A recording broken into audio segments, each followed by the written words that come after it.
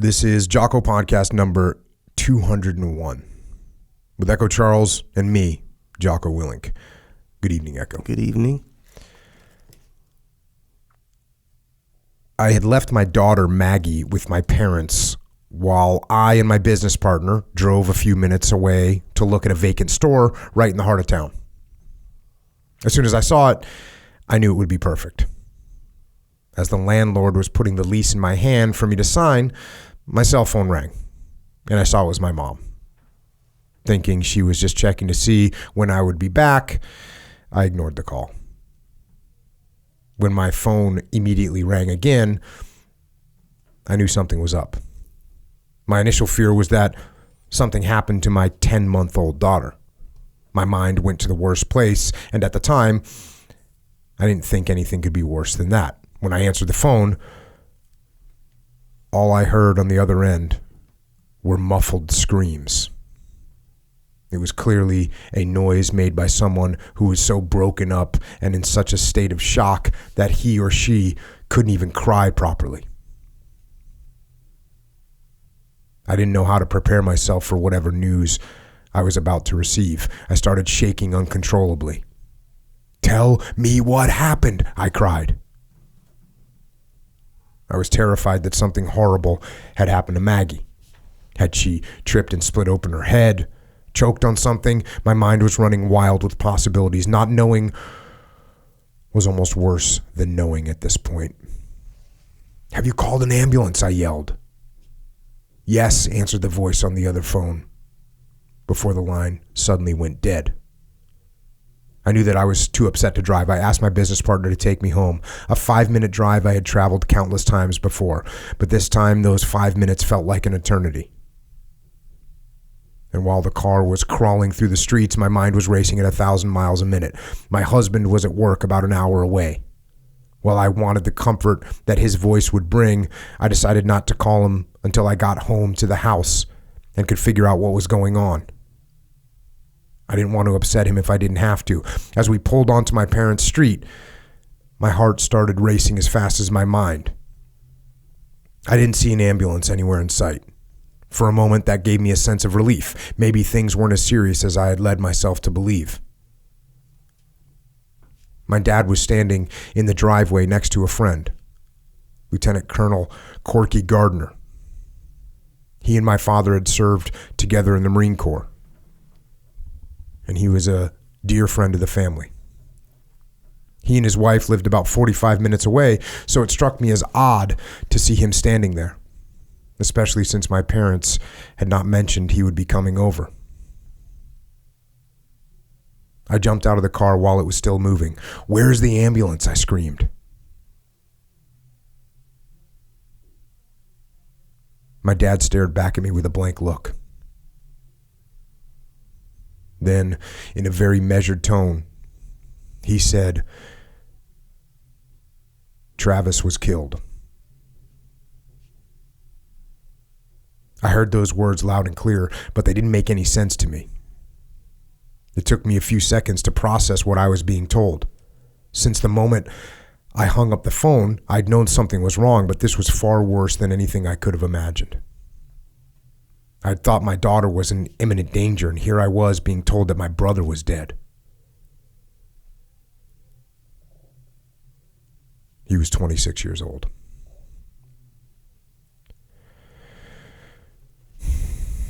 And that right there is an excerpt from a book called The Knock at the Door.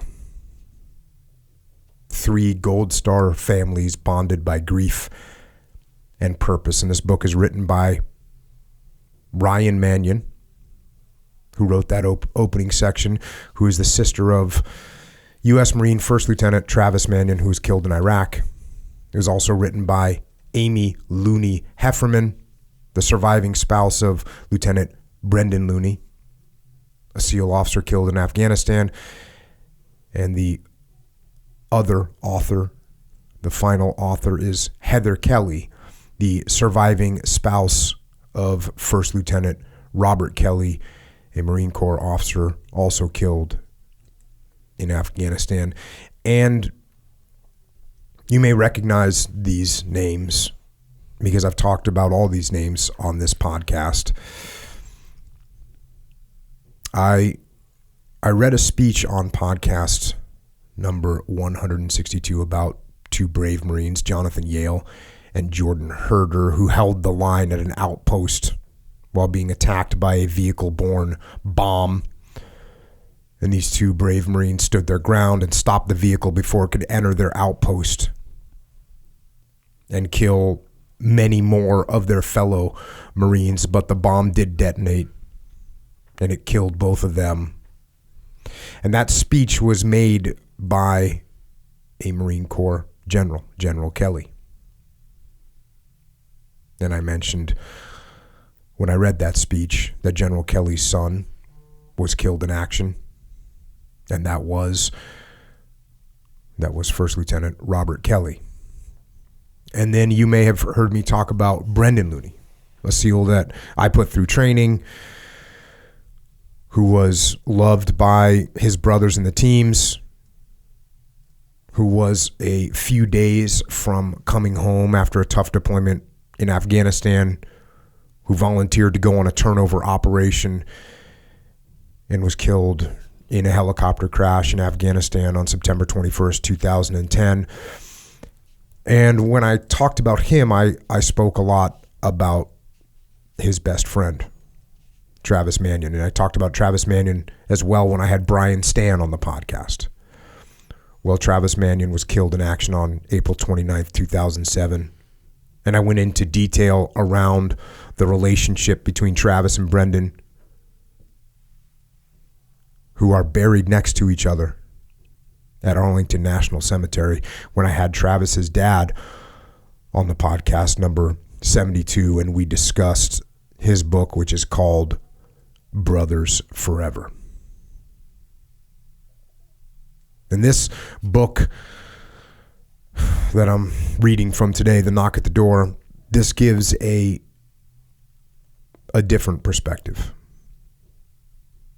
A perspective of pain and of anguish, but also of surviving and overcoming and of moving forward through the pain and to a place of pride and a place of purpose. And it is an honor to have one of the authors of this book with us here today, Ryan Manion, sister of Travis Manion, to share some of what she has learned. So, Ryan, thank you for coming out here, and thank you for coming on the podcast. Yeah, I'm really happy to be here, and happy to talk a little bit more about the book. This is a tough way to start off a book.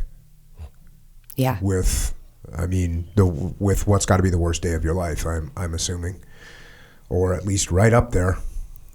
100% the worst day of my life. And you know, it's interesting to hear you reading it. You become a little desensitized when you're putting things on paper and when you talk about it a lot. But to hear you reading it, it definitely brought emotion. It's probably in the way that you read too, but it kind of brings you back to that place. Well, whenever I read something like this, not only am I thinking about what you went through, or what your family went through, but I'm also thinking about how many times this happened to my friends' families, and the pain and anguish that this causes.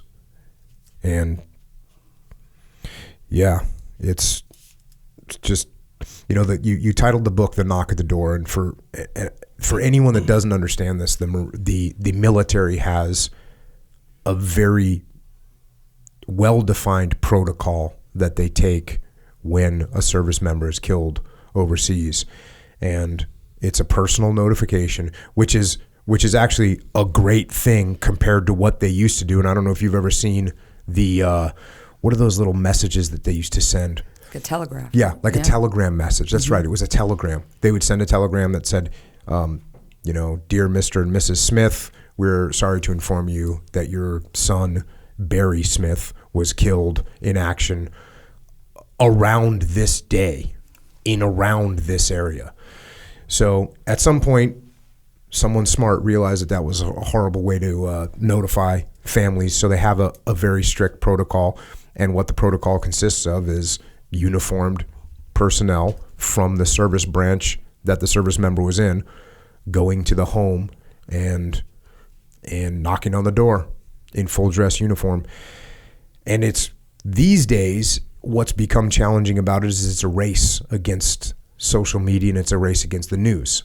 So when you're overseas and one of your troops are killed, there's like immediate radio silence. You're not allowed to tell anyone because it's all to prevent the family from finding out that this has happened on the news. And let's face it, even with this protocol, which is designed to try and support the family as much as possible, I mean, it's still just an absolute nightmare. And it's the worst fear of any family that has a service member on active duty deployed. This the worst nightmare for all of us. And I think you did a great job of capturing how that impacts. Now, before we go further down this story, I want to give a little bit of background between you and Travis, and I think it starts to tell the story of your relationship with him. I'm going to the book here. Travis and I had been born only 15 months apart. So to say we were close would be an understatement. The fact that ours was a military family also brought us closer than most siblings. Like many military families, we had to adjust to new situations very quickly until I was 12 when my dad left active duty. Before that, we had moved almost every 2 years. We knew that no matter where we moved next, no matter what school we ended up in or which sports teams we'd be the new kids on, we always had each other to depend on. Travis had been my built-in best friend at every stage of my life. What about the sister-brother dynamic? You were older, so were you kind of like I mean, I was the definitely dominator? I was the older sibling. Yes, there was no doubt about that. And it was funny. I was having a conversation with someone last night, and they were asking me about my relationship with Travis, and I said, Travis really did look up to me, and sometimes that didn't fare him well because I was a bit of the wild child, and I wasn't always listening to my parents, and so I could kind of skew him in the wrong direction. Looking back on things, I look at who my brother was, and he was very driven, even at a young age. There was something different about him. I talk about it a little bit in the book. Like, I felt like at times, like, well, what happened to that piece of DNA for me? Because I didn't have that drive. I didn't have that commitment to goals or anything of that sort. But, along with that came this idea that in the way that he was, I admired him so much. It wasn't a jealousy. I wasn't like, oh, there's great Travis, or, I was so proud of him, and I was so proud to have him as my brother. So that's pretty unique. Yeah. I mean, I remember in high school, my girlfriends and I, we'd follow him around the Philadelphia area to his wrestling matches, and we were like his main cheering squad in the front row. And I'm like, that's my brother, the All-American wrestler. I was so proud of him. And it was really cool to grow up with someone that even he was younger than me, but that I could look up to so much, And I think at the end of the day, he helped me from not going too far off the rails, It's weird. And you got 3 children. I have 3 children. So I have 4 children. Uh-huh. And it's weird how, and I always try to explain to people that they're going to be different. Oh, yeah. They're going to be different. And you just kind of have to brace yourself as Yes. a parent, which it sounds like your parents had to brace themselves for you. Oh, my dad braced himself for many, many years, many, many years. And, growing up, I was an athlete. And what sports did you play? I played lacrosse I played every sport growing up, soccer, basketball, everything. But I played lacrosse through high school and college. And my dad always said, between you and Travis, like, you were the born athlete. Like, you had athletic ability. It came naturally to you. Like, Travis had to work hard at everything he did. Travis played on, I remember we moved to Pennsylvania, he played on a CYO football team. and he was a short, little chubby kid, and his nickname was Pork Chop. And and Travis had to work to become who he became. I glided right through, never worked at anything, still got some money to go to school for college and play lacrosse. And I look back now and I'm like, God, if I'd only even applied myself a little bit, and really tried to work at something. So it's weird. That's a trait, right? Like this work ethic thing. Yeah. It's a trait that some people have and some people don't. I don't know. But I heard a quote. I heard a quote from one of my Brazilian friends. And he said there's a saying in Brazil that there's a reason that God doesn't give wings to a snake, because if he did, we'd all be screwed, because the snakes could just fly around and kill you. So that's like what happens, right? You can have that awesome work ethic, but you maybe don't get the full athletic capability that is optimal, or you can be this really gifted athlete, but you like to party. Yeah, that pretty much describes it. Yeah, and it's cool that you didn't have this jealousy thing going on, right? Well, I guess you were an accomplished athlete as well, so I guess it really wouldn't be there. Yeah, it was that, but more than that, it was also like, hey, my parents were so focused on Travis that I could kind of slide by with a lot of things. It was like, hey, we're taking Travis to Lehigh for the Nationals for wrestling. I'm like, sweet, I'm going to have a rager at the house this weekend. So would you legitimately do that? I legitimately did that. When your parents were gone, you would have ragers? Yes, several times. And did you ever get caught? So I'll tell you a story. It was my brother's senior year. He was going to wrestle at the National Preps. It's huge. I mean, it's the hugest tournament he's going to wrestle in. And he goes up and we, my best friend and I, my mom took us out to breakfast. And she's like, I'm taking you out to breakfast. Before they left, they were heading to Lehigh for the weekend. And my girlfriend Krista and I are sitting there, and my mom doesn't say it to me. She says, Krista, look me in the eye. You are not having a party at my house this weekend. And Krista said, I promise, Mrs. Manion, we're not going to have a party. She said to this day, she's like, I lied to your mom's face. Just straight up. I mean, we had the kegs being delivered within the hour after they were gone. And the party got a little out of control. We were, we had all these upperclassmen show up. And I'm like, oh my gosh, it got ahead of us. And so finally we get everybody out, but the house is trashed. And so my core group of friends were cleaning up the house. We're trying to get everything taken care of. And I tell my one buddy, there must be 12 bags of trash. And I said, take this trash. You're on trash duty. Get it out of here. Get it in a dumpster. So he leaves with the trash, and I'm feeling pretty proud. I'm like, I think we can cover this up, So my parents come home the next day, and my mom walks in, and she's kind of looking around, sniffing, do you have people over here? No, it's just Krista and I. Investigator. Yeah. And I'm looking at everything, and I'm like, we got away with this. It's about 2 hours later, knock on the door. My mom goes in and answers the door. And there's a lady standing there with all 12 bags of trash at the front door. And she's like, these were thrown into the field behind my house. She went through the trash, found because we had taken out the trash with mail in it, found our address. And I just remember looking at Travis, and he just shook his head like, you're such an idiot. When I go away, and I got teenage kids now, and a couple of them in college now, but I used to go away for whatever with my wife or whatever, and leave the kids at home. And I'd be like, are you guys going to have a rager or what? I kind of encouraged them. And they were like, no. They're like, Dad, no, none of our friends will come to our house. They don't want to come here because of you. Yeah, totally. And I'm like, oh, well, okay, I guess that's a positive thing. So that's awesome. You guys had it's awesome that you didn't have that rivalry, which can happen in sibling relationships.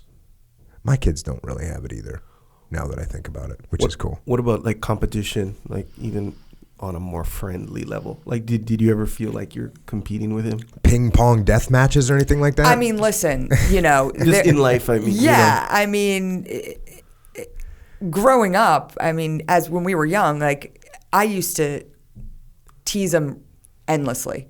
I mean, my aunt tells a story of her wedding, you know, and she said, all you did was make Travis cry by teasing him the entire day. We were like 10 and 11 years old. So we fought like siblings. But I think by the time we hit high school, there really wasn't competition. Like, hey, would we get out back and play basketball and, you know, yeah, that sort of stuff, like friendly but like there was nothing competitive in terms of how our relationship worked. Interesting. Awesome. All right, you dive into this a little bit more. I'm going to go to the book here. On a wooden beam in our basement by the bench press on which he would punish himself nightly, Travis wrote his goals in permanent black marker. Here they are. All-American wrestler, first team All-Catholic in lacrosse, maintained 3.9 GPA. My aspirations were far more modest. Rarely recorded, and let's be honest, not terribly admirable. While Travis's key performance indicators consisted of grade point averages and athletic milestones, mine were quantified by number of parties attended or classes skipped without getting caught. Travis had a work ethic uncommon amongst most 16-year-olds, and as his older sister, I found it fascinating and a little unnerving. I marveled at Travis's ability to set a goal 1 year out, even 2 years out, and then work tirelessly to meet it. Occasionally, I questioned what genetic material was absent from my DNA that caused this quality to skip me, but I never lost sleep about it. And though I admired his self-discipline and focus, I'm pretty sure Travis envied my vibrant social life and lighthearted attitude towards responsibility. So you guys kind of balanced each other out? Totally. Did you, when you were looking at him with his goals and everything like that, and you're saying, well, that skipped me. Did you ever say, well, it didn't skip me. I can make a goal and I can go for it. Did that ever cross your mind? Or is that just not part of your brain? I mean, I have to be honest, I just didn't really care. You know, I was happy to take the back seat to his stardom. But you played lacrosse in college. I did. I mean, that's no joke. Yeah. I broke some school records at my playing college lacrosse. And you know what? And so I don't want to take away anything from that, but it was like, I went to a D3 school. I played lacrosse. I was the leading scorer on the team, and it was a lot of fun. And, you know, and Travis would come to my games. I remember Travis came to one of my games, and him and my Uncle Chris were like heckling the goalie because the goalie had a cheap shot at me. I played attack. I was right up front. And so they're like standing behind heckling the goalie. And after the game, we win the game and we're standing there and the coach says, the coach is like, doesn't directly say anything to me, but she goes, I'm just going to say this right now. If I see anybody's family messing with another team again, that so-called player will not be playing on my team anymore. And so I leave it. I'm like, thanks a lot, guys. You know, you come to one game and, you know, I'm about to get kicked off the team for what you're doing. What the hell were they doing? I mean, you got to make a pretty significant impact on the game. Yeah, I mean, it was a cheap shot by her, and I shot. She came out and whacked me so hard and in an intentional way, you know, and that was my brother. Like, if someone messed with me, don't mess with me. Yeah. I mean, if someone messes with you, he's going to heckle them. Yeah. But majorly. If you're a girl, you're going to get heckled. Yeah. If you're a guy, well, yeah. Yeah. So you tell a good story in here. It's like a Saturday night and there's a party going on, and you have this ideal situation because you got your brother who's kind of a straight and narrow kind of guy. So that means you have a designated driver. You invite him to go to this party. The party, you know, gets kind of wild, and then the cops show up. And so here we're going to the book. Teenagers scattered. Travis, Krista, who's one of the people you're with, and I quickly found one another and joined the mad rush toward the back of the house. We barreled through the kitchen door, hopped the fence that surrounded the property, and sprinted for the woods behind the house. Those woods were our ticket to freedom. They also represented a blessed escape from the terrifying wrath of my parents, who almost certainly would have disowned me for what would have been my third underage drinking citation in my high school career. So you had some milestones you were making. So you're running in through the woods. There's a footbridge And somehow you fall off the footbridge, which actually the word you're using here, you say I got thrown off the footbridge. What does that even mean? Well, because there's 100 kids running over got a it. bridge that's this wide, Got all it. trying to hit that same cornfield. So, yeah, somebody, pushed off. Because you get to the cornfield and then you're good. Yeah. Because they cannot find you in a cornfield. They're not running. The cops are not chasing us into a cornfield, Cornfields are crazy. Yeah. Like you can get lost in cornfields. I have many times. Yeah. All right. So you end up getting thrown from this footbridge, and going back to the book, I became aware of a pain coursing through my leg. I looked down and saw that my shin was covered in blood. My khaki pants were red. So now Travis is like, hey, we got to get you some help. And you guys discussed that a little bit. Finally, you are going to walk back to the car. And finally, the car was within sight. But just as we rounded a giant pine tree, a blinding light shone in our eyes. Busted. Hey, kids, get over here. A square-jawed officer examined us with his flashlight. He wanted names, ages, and a full account of our whereabouts that evening. Somewhere in the interrogation session, a light bulb seemed to go off in his head. His eyes softened, and his lips turned up into a smile. Hey, wait. You're Travis Manion. Yes, sir. Hell of a wrestling season you've had, kid. Thank you, sir. And so then Travis kind of plays this thing up to get you guys out of trouble. Yeah. So this is the kind of thing that you two had going on.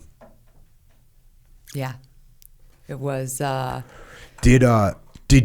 since you guys were close in age, did your friends all hang out together? Oh yeah. Totally. I mean, my friends were his friends. Did he his go friends out with were- any of your friends? He's hung out with some of my friends. Did you go out with any of his friends? Little bit. Yeah. No serious relationships. My kids are like my oldest three kids are about 18 to 24 months apart. I think it's 18 for the first two. And so there's always, but the oldest two are girls, and then there's the boy. Yeah. But the weird thing is the boy's like 6'3", and he's been taller than them since. So I don't know. But there's like a little line with my kids. The friends all hang around, but there's never been like a relationship anywhere. Yeah. No, I mean, I'll tell you, like in I think it was my senior year? My senior year, I had one friend who didn't get asked to prom. And, it was a sad thing, and she's like heartbroken about it. And I'm like, Travis, you're taking her to prom. And he's like, I don't even know this girl. I'm like, you're taking her to prom. Yeah. He's like, fine. Like he always just kind of like stepped in. I mean, certainly a lot of my friends were enamored by Travis. Yeah. I'll put it that way. Travis was a stud. Yeah. All right. So you guys have this awesome relationship, and I'm going to go back now to the day you find out. So here we go. I couldn't believe it. I didn't want to believe it. I collapsed in a heap right there on the driveway. I remember thinking that the asphalt felt unnaturally warm for a mid-April afternoon that had been mild. It's not fair. It's not fair. I screamed over and over into the sky. I wanted to make sure that everyone, even God himself, knew that he had made a terrible mistake. As I screamed, my parents' neighbors spilled out of their houses to find out what was happening. My dad didn't rush to my side to comfort me. He let me get those tortured screams out of my system before I went about the hard work of trying to understand what had happened and pick up the pieces. As had always been the case with my dad, he knew exactly what I needed before I did. I have no idea how long I lay on the ground screaming. I just know that it was long enough to get the rage out of my system. At some point, one of the neighbors helped me up and walked me down the driveway toward my house. As I walked, I turned around and saw an unfamiliar car parked out in front of the house. In my shock, I hadn't even noticed it earlier. Inside sat a young man about my age in full military dress blues. His forehead was resting on the top of the steering wheel, pressed between two folded arms that cradled his head. His eyes were closed, and he looked dejected or perhaps unconscious. I later learned this poor Marine, 26 years old, had been charged with the unfortunate task of sharing the news with the people closest to Travis that he had been killed in Iraq. Captain Eric K. Cahill, as I later learned his name was, had been assigned to carry out the job since he was local and had graduated from the Naval Academy the year before my brother. Lieutenant Colonel Gardner had also been called, since the military knew that he was a family friend close by. Together, while I had been out scouting sites for my boutique, they had approached my parents' door and knocked. My mother opened the door, took one look at Corky and the young Marine in uniform, and slammed the door in their faces. She simply couldn't face what was on the other side.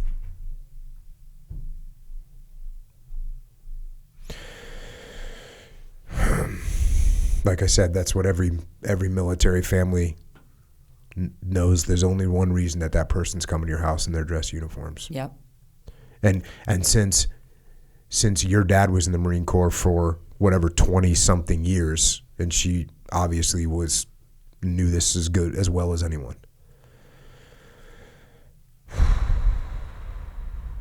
So she wasn't sure she could face what was on the other side. I wasn't sure I could either. When I reached the front door with the help of my neighbor, I stopped. I had walked through that door thousands of times before, but this time I wanted to turn the other direction and run away. I knew deep down in my soul that once I passed through that door this time, the life that I had known was over, and there was no going back.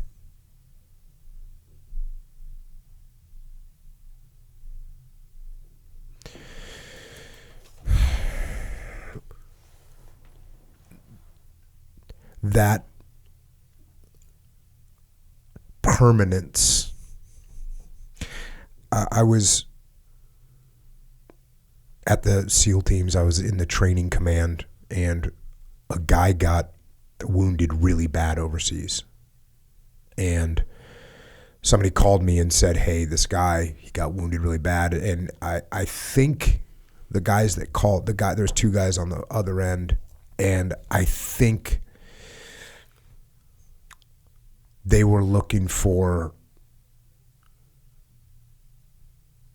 like a little bit of sympathy, right? Like, hey, one of the guys got wounded really bad. And I remember saying, because I had heard the initial report that a guy was wounded really bad. And then these guys, this call came probably 36 hours later. And I said, like, hey, is he stable? And they said, yeah, he's stable.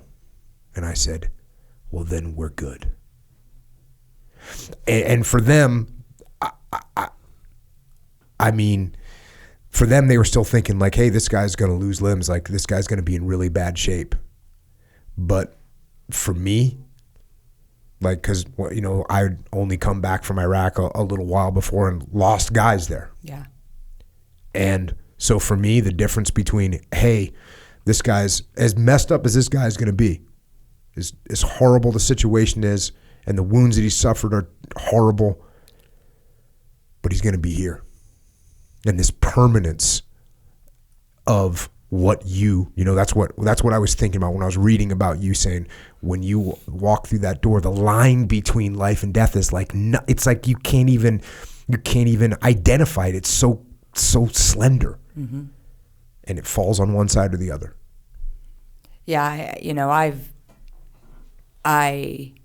go through that initial phase of shock, but I remember thinking, like, why couldn't he just been like, why couldn't we be flying to Germany right now, you know? And I've even had dreams about, like, Travis being there, but he's, like, super wounded, you know? He's missing both his legs, but I'm like, who cares? It's Travis, you know? I of course, you take them in any form if they're alive, you know? And it's just that idea. And I think for me, you know, when my mom opened the door, it's I don't write about it in the book, but like it was a super volatile time when he was there. And my mom had gotten an email a week before from the major's wife on the MIT team, and she had, you know, said, I can't speak to it now, because she was kind of the liaison to all the families. I can't speak to it now, but I just want you to know that something happened last week that was very significant, and your husbands and sons, what they did is, was incredible. And, all a mother thinks is, well, bad stuff is going down. Mm-hmm. And so she, leading up to that knock, she was on edge. She was on edge that entire deployment, but even more so after that email came. And, I think that is, she tried to, every morning when she woke up, she sent him an email. He didn't email back, but she sent him an email. Every day she was sending another care package that probably wasn't getting to him. It was getting to, Fallujah, but where he wasn't having care packages dropped at his door. But it was like, those were the things she had to do to like process while he was there. Like, this is what's going to get me through. And that Sunday, I think there's something about the fact that, she woke up that morning and just said, I want to have people over. Like, there was no plan around it. And she was a planner. So, but that morning she woke up and said, Tom, let's have people over. So you imagine all these different scenarios, all these different knocks that people get. And, you see mine, you're going to see Heather's and Amy's in the book as well. But imagine a scenario where the mother and father are opening the door and there's 30 people in the house, there to have a family barbecue. And I remember when I walked in that door, I could see smoke coming off the grill because my dad had walked to answer the door and left all the meat on the grill, and it's out there like on fire. And and it was pure pandemonium. Like, nobody knows what to do. And people are just literally running around the house like screaming. All the women are just like screaming. Like, there is no sanity in this room. And I think that's why my dad's just like, I'm going to stand out in this driveway, with Colonel Gardner, because he's just like, and then the rest is like all these women and people are coming up like, what do you need? I'm like, what kind of question is that? I don't know. I don't even know what is up right now, But that chaotic scene is something that plays out a lot in my mind over and over, What time of day was it? It was like 1:00 in the afternoon, it was like, come up for a Sunday barbecue, and, aunts and uncles are there. My dad's siblings, some of my dad's siblings, all of my mom's siblings, my grandmother, it was my cousins, it was just that. And my mom was always like kind of the person like, come into my home, let's do something. But just to have those people there when that moment took place, I remember turning, as I turned to walk in the door, I turned and it was my little cousins. And it's my dad's sister, my Aunt Susan. She was standing there with my godson and her two other kids. And they were standing on like the step going to the back of the house. And she's just trying to console these little kids who grew up with Travis. I mean, literally grew up with him. And she's just trying, and I'm just like,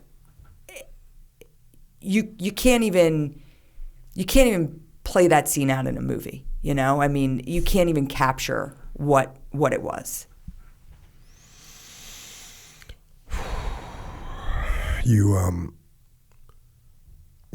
talk about that scene. And then you say this, in all the chaos and furious movement, I locked eyes with my grandmother, who was seated alone in a wheelchair in the dining room, tears streaming down her cheeks. She was receiving neither comfort nor attention from anyone. My heart broke in that instant. I'll never forget that image. The rest of the day is a blur. I floated between feelings of painful shock and dark emptiness. When I woke the next morning, I remembered what it felt like coming out of anesthesia from an operation I'd had in college. First, one eyelid opened cautiously, then the next, but my body remained frozen. My mind was already churning, going over the details of the previous day and coming to terms with the unalterable fact that my best friend and brother was dead. This marked the first of what turned out to be many anxiety-ridden mornings that would follow. Every day I would slowly and warily transition from sleep to consciousness, hoping that my overwhelming anxiety wouldn't make another appearance, but it always did.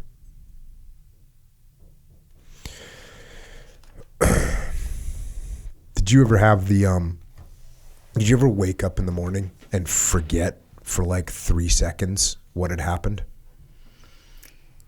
No, I didn't. It was actually more like as soon as I opened my eyes, tears, I would be crying.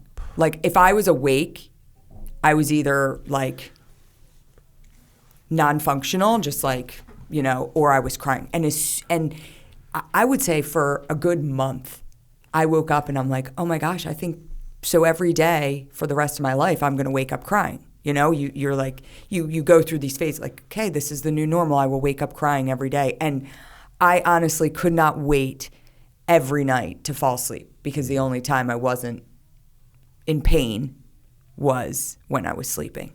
So it was just like, how quickly can my body, and in those moments, it's not easy to sleep, right? So sleep didn't come very easily. So I was so thankful when my body would let me sleep. And, you know, that was the only time I was necessarily forgetting.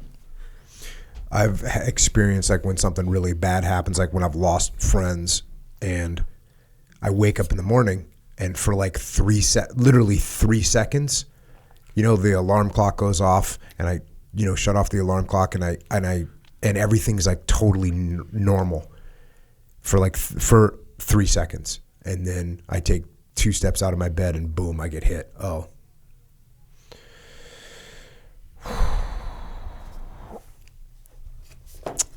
Now, you all go to meet Travis as he is flown home. And we're going to the book. The greeting at Dover was gut-wrenching. My parents and I were plagued by questions in those early days that were difficult to ignore. Who was Travis with when he died? What happened? Was it instant? Slowly the answers started to unfold. We learned that Travis wasn't actually scheduled to be out on the mission the day that he was killed. Instead, a fellow Marine was slated for the patrol, but he wasn't feeling up to it. Travis, who had been assigned to do some humanitarian work at a local Iraqi school, offered to take his place. During the course of the patrol, Travis and his team of Marines were ambushed.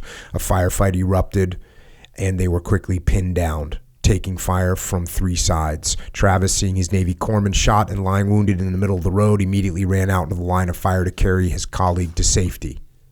As the ambush intensified, Travis again entered the line of fire to pull another wounded Marine back to safety in a covered position. Then Travis moved out to take on the ambush that was now overwhelming his patrol. Undaunted by the onslaught, he fired his M203 grenade launcher, taking out an enemy position, and then expended a firestorm of rounds at the other positions before running out of ammunition. His efforts pushed the enemy back and changed the entire momentum of the ambush, ultimately saving the lives of his entire patrol. It was then that Travis was shot by a sniper, and immediately the enemy began to pull back. His teammates quickly grabbed him and provided what emergency medical care they could. He was rushed back to Camp Fallujah, where he was pronounced dead by the medical staff that had worked feverishly to try and save him. There's no part of that story that doesn't sound just like my brother. Offering to take the worst assignment to help a friend in need, that was Travis. Thinking about the safety of others before ever considering his own, that was Travis too. Seeing the dismal odds that didn't bode well for him and choosing to grit his teeth and answer fire with more fire anyway, also Travis. My brother was a protector and a warrior in every sense of those terms. I certainly felt it as his sister, and I'm proud to know that his fellow Marines got to experience it too. When I learned that he'd been killed by a bullet, I was nervous I wouldn't be able to stomach the sight of him in an open casket. My mind imagined the worst. I was shocked then when the lid of the casket was raised at the viewing to see my brother looking as though he were sleeping peacefully, just as I'd remembered him. I approached the coffin and rubbed his head as I'd done 100 times before. From the time he was a child, Travis had always sported a buzz cut. And as I felt the surface of his freshly cut hair with my fingertips, I thought, yep, that's Travis's head.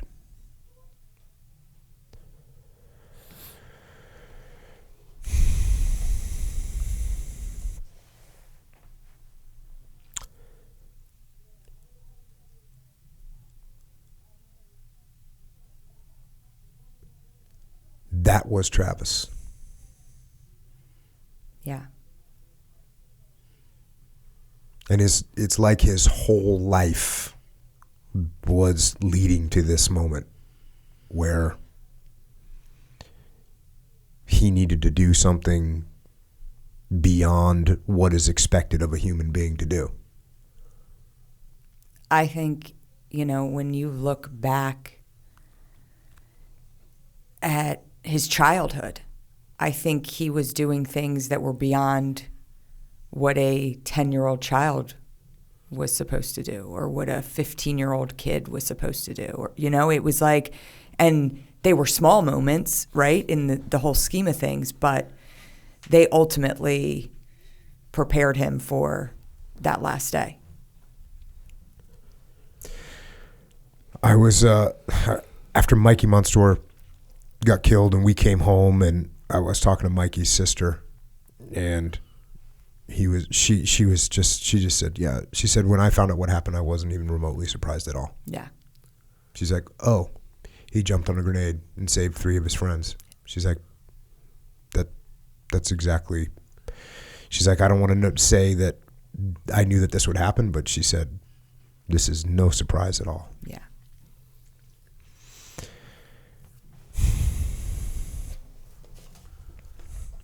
Going back to the book, I stood by his side all day greeting friends and family who had taken the time to pay their respects. One of Travis's best friends and roommate at the Naval Academy, Brendan Looney, was unable to make the funeral. He was in San Diego attending the basic underwater demolition SEAL school, the training program required for Navy SEALs. Leaving to attend the services on the East Coast would have surely meant relinquishing his chance to become a SEAL officer. But Brendan's girlfriend at the time, Amy, who had also been close to Travis, did come to say her final goodbye. I remember Amy walking up to the casket and bursting into tears. I knew the loss cut her deeply as well. It was a physically and mentally exhausting day.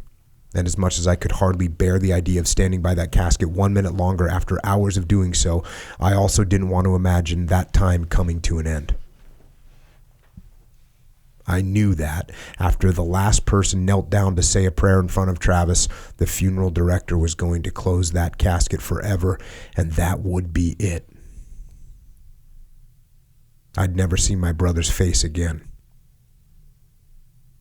I rubbed his head one last time and felt my heart sinking as my father gently pulled me away.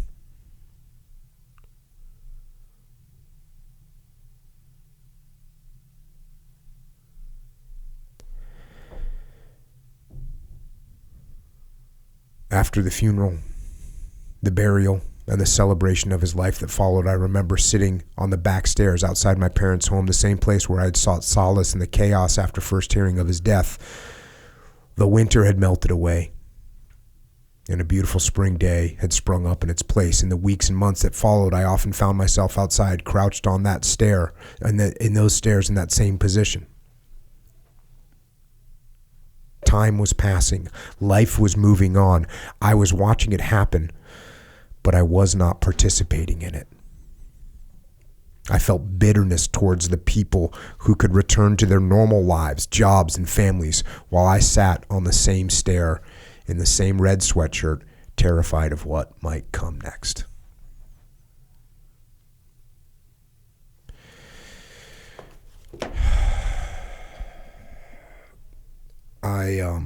When you were talking about like saying, oh, this is just the way it's going to be from now on. Mm-hmm. I'm just going to be crying all the time. And I had somebody ask me about, when does this end? This, like, how do you get through this? And the way I tried to explain it is by saying, when you first experience something devastating like this, you're going to get hit with these waves. And the waves are going to be really powerful, really strong, and they're going to come really often. And what's scary about them is by the time you're 28 years old or 20 years old or whatever, however old you are, you've learned to control your emotions, and all of a sudden you're in a situation where you don't have control anymore. Mm-hmm. And it seems like you said, that's just the way it's going to be from now on. And then what I've noticed is over time, those waves, they start to lose some strength. They're just not as strong as they were. And over time, those waves, they separate and they get further and further apart.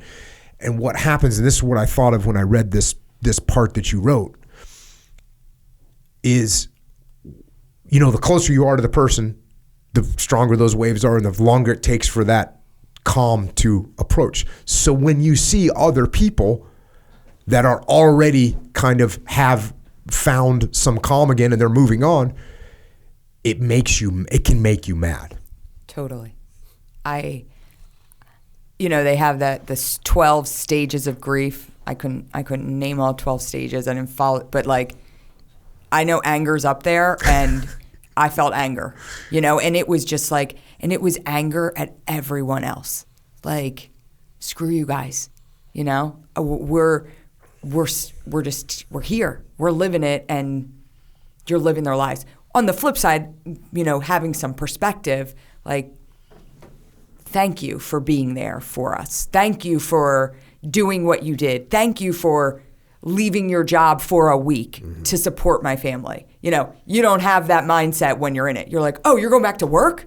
You're flying back? What do you mean? No, you're all supposed to be here, and we're all going to live together in this house and support each other. Yeah. You think to yourself, life is not going to go on the way it was ever. Yeah. And that was the scariest part. So it was this idea of it was that initial walk through the door, and then everything takes over. You go into this autopilot of we've got to plan for everything. So it's the anticipation of being at Dover.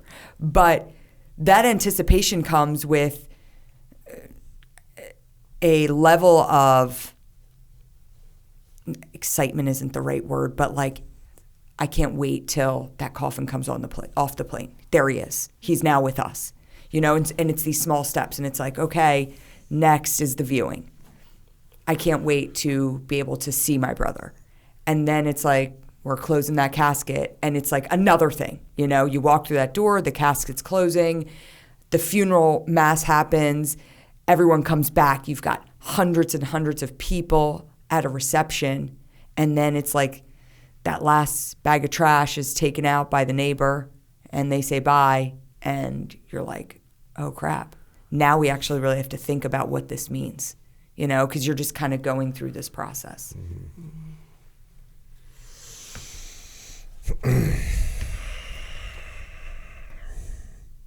By the way, I failed to mention this so far. I'm not reading the whole book.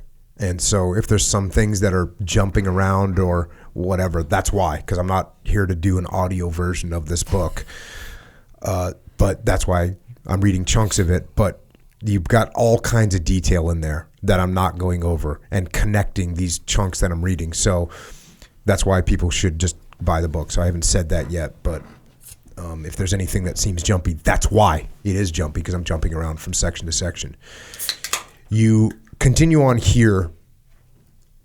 It was hard to believe that only weeks before I'd been so happy, blissfully ignorant of how my life would be cruelly, abruptly, and permanently changed. I remember sitting in my kitchen 2 weeks before Travis died. I was watching my baby girl, all 9.5 months old, pull herself up to stand. On uncertain and wobbly legs, she stood with her chubby hands on the screen door. She stood next to our dog Pup and giggled excitedly as she peered outside and watched a bunny rabbit hop around the backyard. Life is so completely perfect. I remember thinking at that moment. I was a happy new mom. I had a fantastic relationship with my husband. Business was good, and Travis would be back in time for the grand opening of my second store. I felt wholly in control and at peace. To this day, that peaceful feeling sometimes comes back to me for a moment. When life feels effortless, my mind is at ease, and all seems right in the world. But now it dissolves in an instant. In fact, as soon as I experience that kind of serenity, I become terrified. What terrible tragedy is going to shatter this picture of perfect peace? I ask myself. I still wonder if the sense of calm I experienced that day had been a harbinger of the doom to come. I worry that I was foolish for not having recognized it for what it was. All the signs of catastrophe were right in front of me. How could I have been so blind? This train of thought is, of course, completely paranoid and insane. So do you feel that now to this day? Yeah. I do. I don't have many times where life feels effortless anymore. Mm-hmm. But, I remember that feeling I had that day in my house. I remember that feeling so vividly. It was this wave that came over me where I was like, oh my gosh, like, what a great life I have. I'm like looking at my new daughter and I'm just, and I think I just gotten off the phone with Travis like a day or two prior, and our conversations had nothing to do with what he was doing in Iraq. He's like talking to me about, what kind of men's brands did you get for the store? Is there cool stuff? And so it was just like this super peaceful feeling. And I lived up until that point, not really fearful of anything. And I certainly today I'm certainly afraid of. I'm afraid when I get a random call. I'm afraid when my husband calls me twice in a row. Those things can set me into a different place. They can certainly. My favorite show was Big Love. That was an HBO series on like polygamy, and it was really popular when scripted series when around that time. And I loved the show. Was who was the guy who was in it? He's since passed away. But anyway, great show. Bill Paxton? It was Bill Paxton, yeah. And Echo with the wind, yeah, right there. There you My go. wife really That's what likes he's here that. for. Yeah, it was a for. great show. And I remember watching that show, and these are the things that you don't realize are going to happen. So I'm watching the show, and it's like the series finale, and it was those little things where I was like, this is post Travis's death, and I'm like, well, Big Love's on. That's something I can enjoy. I'm going to watch this season finale, and I'm watching the finale, and on the finale, like the head polygamist gets shot, and he gets shot on the street, and watching him get shot, it sent me into a full-blown panic attack.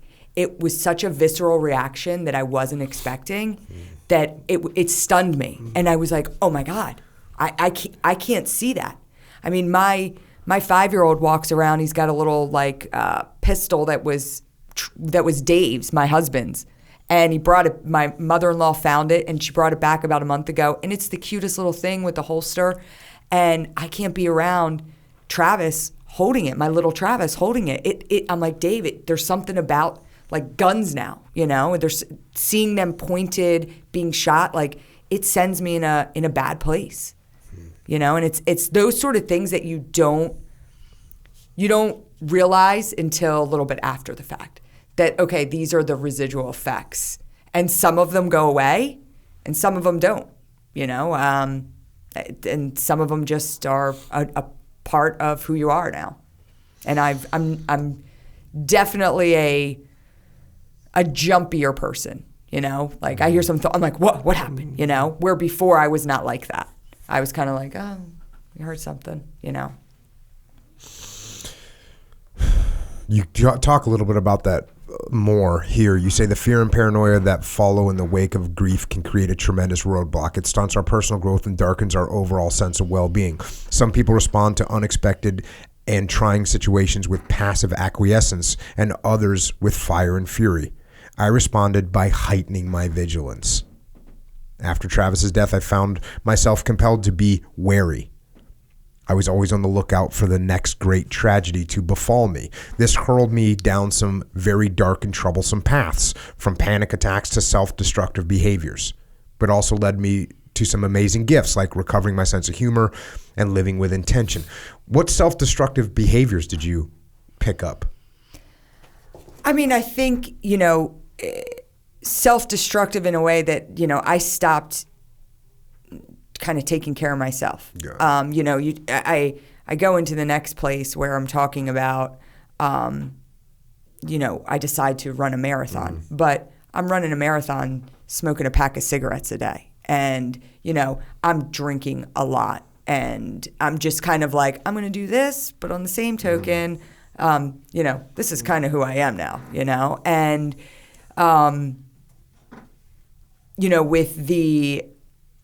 with that hyper sense of paranoia, I really went into these ideas of, I know the reasoning behind it. If I can look back and like psychoanalyze myself, when Travis was in Iraq, I was not worried about him. Mm-hmm. And when he was there the first time, when he was there the second time, even though I knew the second deployment was different, I was aware of that because my husband told me. He's like, hey, this is going to be different. I've had conversations with your brother, but I had no fear of my brother being in Iraq. It was this notion of, more than anything, you think about like these crazy stories, right?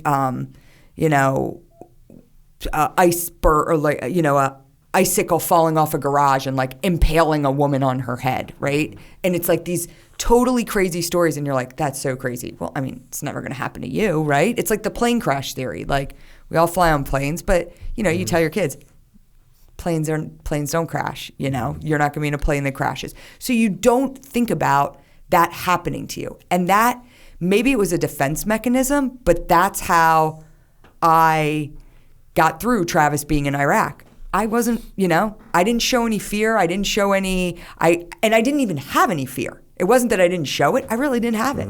I let those emotions all go. So then when it did happen, it was like, I guess when you do this idea of like preparing, right? Where it's almost like, I knew this was coming. Like, you hear people like, I knew it, right? Like, I had no idea. And so to have something shock your system that much, I think it kind of rewires you, where you're kind of waiting for that next shock to the system. And, you lead on throughout the book, and I've had other things that have happened since, where I know, like, no one is void of having something happen, whether it's random in nature. I've had a lot of random crappy things happen to me, over the last several years. I guess it's similar. Again, this is something I just talked about with Jim Sursley, who was on the last podcast, who was in Vietnam, and the range of level of fear that guys have going into combat. There's some people that are scared. They're like, they think they're going to die. Right. And there's some people that are kind of like, that will actually not happen to me. Like, I'm not going to die. And that was kind of his attitude, was you're thinking, oh, that's, yeah, like, he volunteered to go to Vietnam. He wasn't like, I'm volunteering to go to Vietnam and I might die. He was like, I'm volunteering to go to Vietnam and I'm going to go do my job. And so I guess it's no surprise for some people on the family side to think, well, yeah, that's not going to happen to my loved one. Yeah. I've never really asked my parents this. I don't think my parents ever thought anything would ever happen to me ever. I think they just thought I was just overdoing and just whatever. Part of that is because I kind of inculcated them to just never knowing what I was doing ever. And I was in for a long time. And before the war started, I'd already been in for 13 years. So they never knew that I was jumping out of airplanes or doing whatever I was doing. And so when the war started, I was just still going on deployments. Like, I'd always gone. I'd gone on deployments. I'd gone on 5 deployments before I went to Iraq. So that, to them, they were like, oh, he's going on another deployment. We'll hear from him in 6 months, whatever. Yeah. My wife, maybe the same thing, but until like when I was in Manion, my wife was at home and she was going to my guys' funerals. And when that happens, every single family member that's there is thinking that the person that was killed could easily be, my husband, my brother, my son.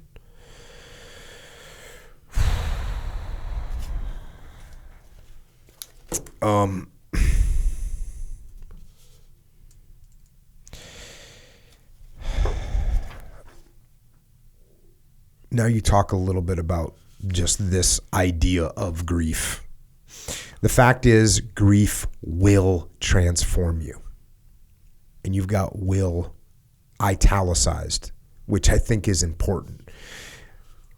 Because you're saying, listen, because I think that's the discovery that you made in that statement is you're thinking, hey, I can get through this and I'll be back to the way things were. And you're saying, no, the fact is grief will transform you. Whether you are grieving the loss of an identity that you once had or the loss of a loved one, at some point you will look in the mirror and see someone you simply don't recognize staring back at you. It is inevitable. Maybe you'll be proud of what you see, and maybe you'll be ashamed. At some point, I bet you will be both. The most important thing you can tell yourself is that you get the last word. Only you can determine how your experiences will change you.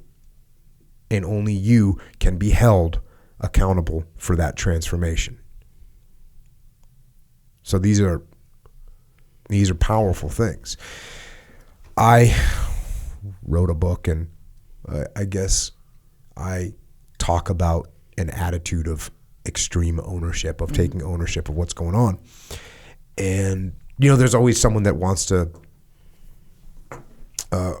make different points or I'll be positive about it. There's people that want to test the theory, right? Sure. Of taking ownership. And so one of the things that can happen is, hey, I got cancer. That's not my fault. How do I take ownership of that? And it's like, well, you're right. You can't take ownership of the fact that you got cancer. You take ownership of how you respond to it. Right. And I just was out working with a group of people, and one of the guys had cancer. And he was like, hey, I started listening to the podcast. And he's like, I listened to your podcast for 7 hours a day, every day, the whole time I was in the hospital. Oh my gosh. Which makes me feel good about having 500 hours worth of podcast. Yes, but that's what he did. He took ownership of how he responded. Right. And that's what you're saying here. Look, something's gonna happen. There's gonna be changes, but you do have, what do you say? You get the last word. Right. Well, I think, one of the things that I have people still to this day say, and I'm 12 years out from the loss of my brother, 7 years out from the loss of my mom, and 9 years out from the loss of Brendan, right? And people will say, when do you stop grieving? And I'll even have people that have newly lost someone, explain this grief process. When is it going to end? And I'm very clear to tell them, it doesn't. It never ends. I'm not going to say, don't worry, in a year, it's over. Because everybody's journey is their own. But the fact of the matter is that I entered into my, if you want to call it, grief journey in a way that wasn't best for me, right? It was a process. And now when you look at talking about looking in the mirror and are you the person you want to be? When I look in the mirror today, I'm the person that I wish Travis saw when he was alive. And so that for me is that was my wake up. I'm like, okay, so this is what the grief of my brother has done to me. It's actually allowed me to become the person I should have been when he was here. I had a guy on the podcast. His name was Tom Fife. He was in World War II, Korea, and Vietnam, and he was a Purple Heart recipient from all those wars. Wow. And he was a battalion commander in Vietnam, and I was talking to him about it, and I asked him, basically, I think I asked him, how many casualties did you take, or how many guys did you lose as a battalion commander? And so this is, I don't know, 50 or 60 years later, and he got choked up. And when that happened, I thought to myself, oh, the emotions that I have, they're never going to go away. Yeah. And that's just the way it is. Yeah. And there's nothing wrong with that.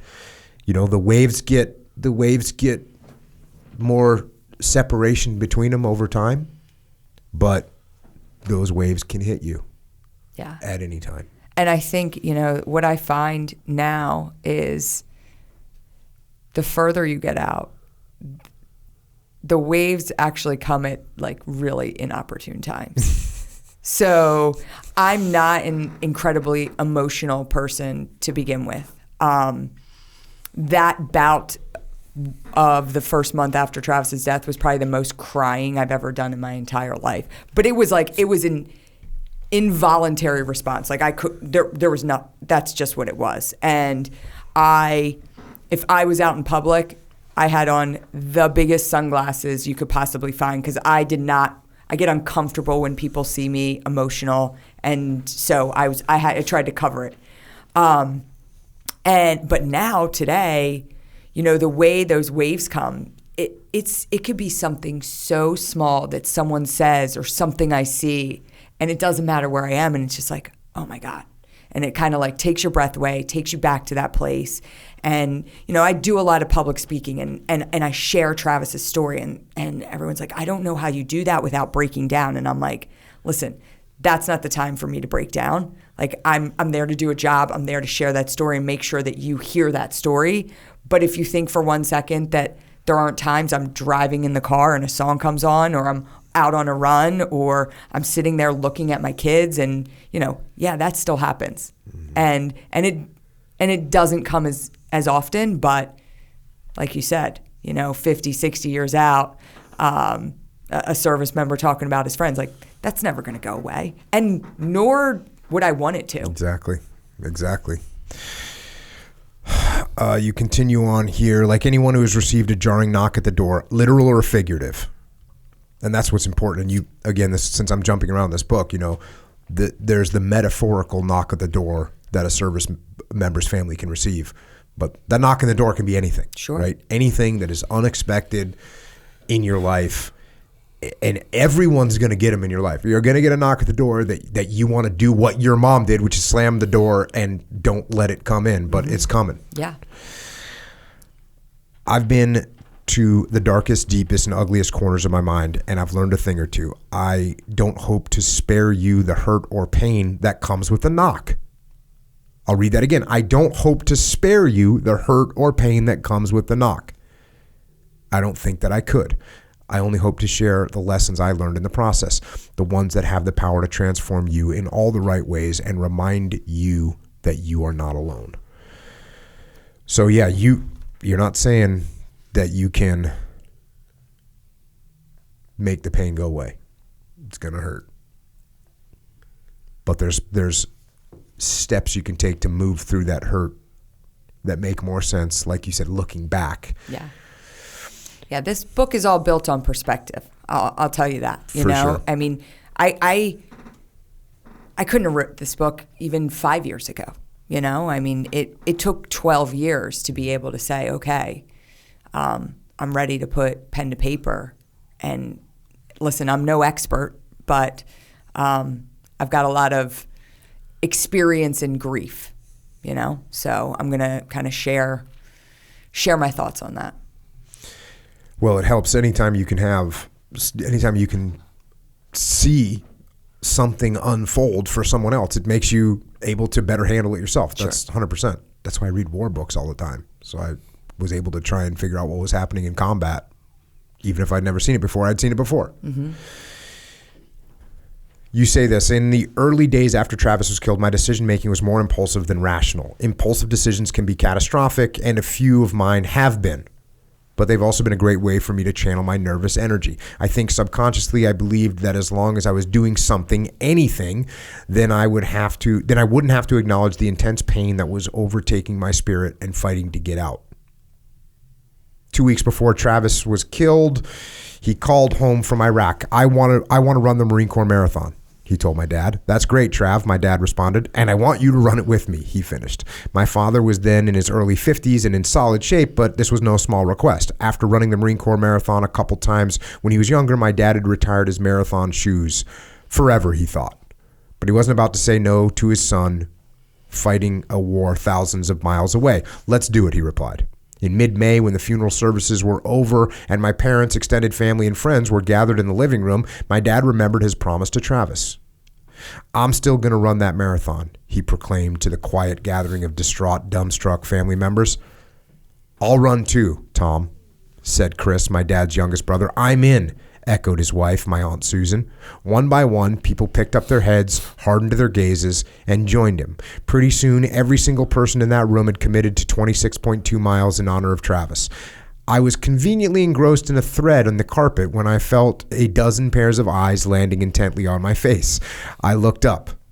Now, I had been an athlete in college, but that was almost 5 years earlier. I'd given birth to Maggie only 10 months before, and I hadn't run so much as a 5K in ages. But those stares were burning a hole right through my skin, and thankfully my bullheadedness kicked in. All right, I'll do it, I said. I mean, how hard could it be? And then you get done with your first training run. At the end of that first 1 mile run, wheezing forcefully and doubled over in pain, I gave myself a little pat on the back. Good job, Ryan. You did today's run. You're done now. Go home, drink some water, and chill. But make damn sure you show up for tomorrow's run. And that's how it went. Every day for 4.5 months. No matter how slow, ugly, or painful the run might have been, I completed it. There was no 26.2 mile run ahead of me. There was no 26.2 mile ahead of me. There was only today. As the proverb says, there's only one way to eat an elephant, one bite at a time. So you talk about your training. I thought it was cool. You got Travis's iPod. Yeah. How awesome was that? It was awesome. Yeah. I came back in his Foot Locker, and I'm like, all right. And he was so into music. And we both shared like a deep love of music. We went to concerts together all the time. And so that was like exciting. I didn't have an iPod at the time. Yeah. So it came back and I'm like, gosh, I hope I can get this thing working, and, plugged it in, and I was like, all right, there we go. It's so crazy to think that these digital memories of people, today, Yeah. Today the digital memories of people are going to be crazy. Yeah. It's just, you're going to have all these images and videos and writing and posts and all this stuff for people. Yeah.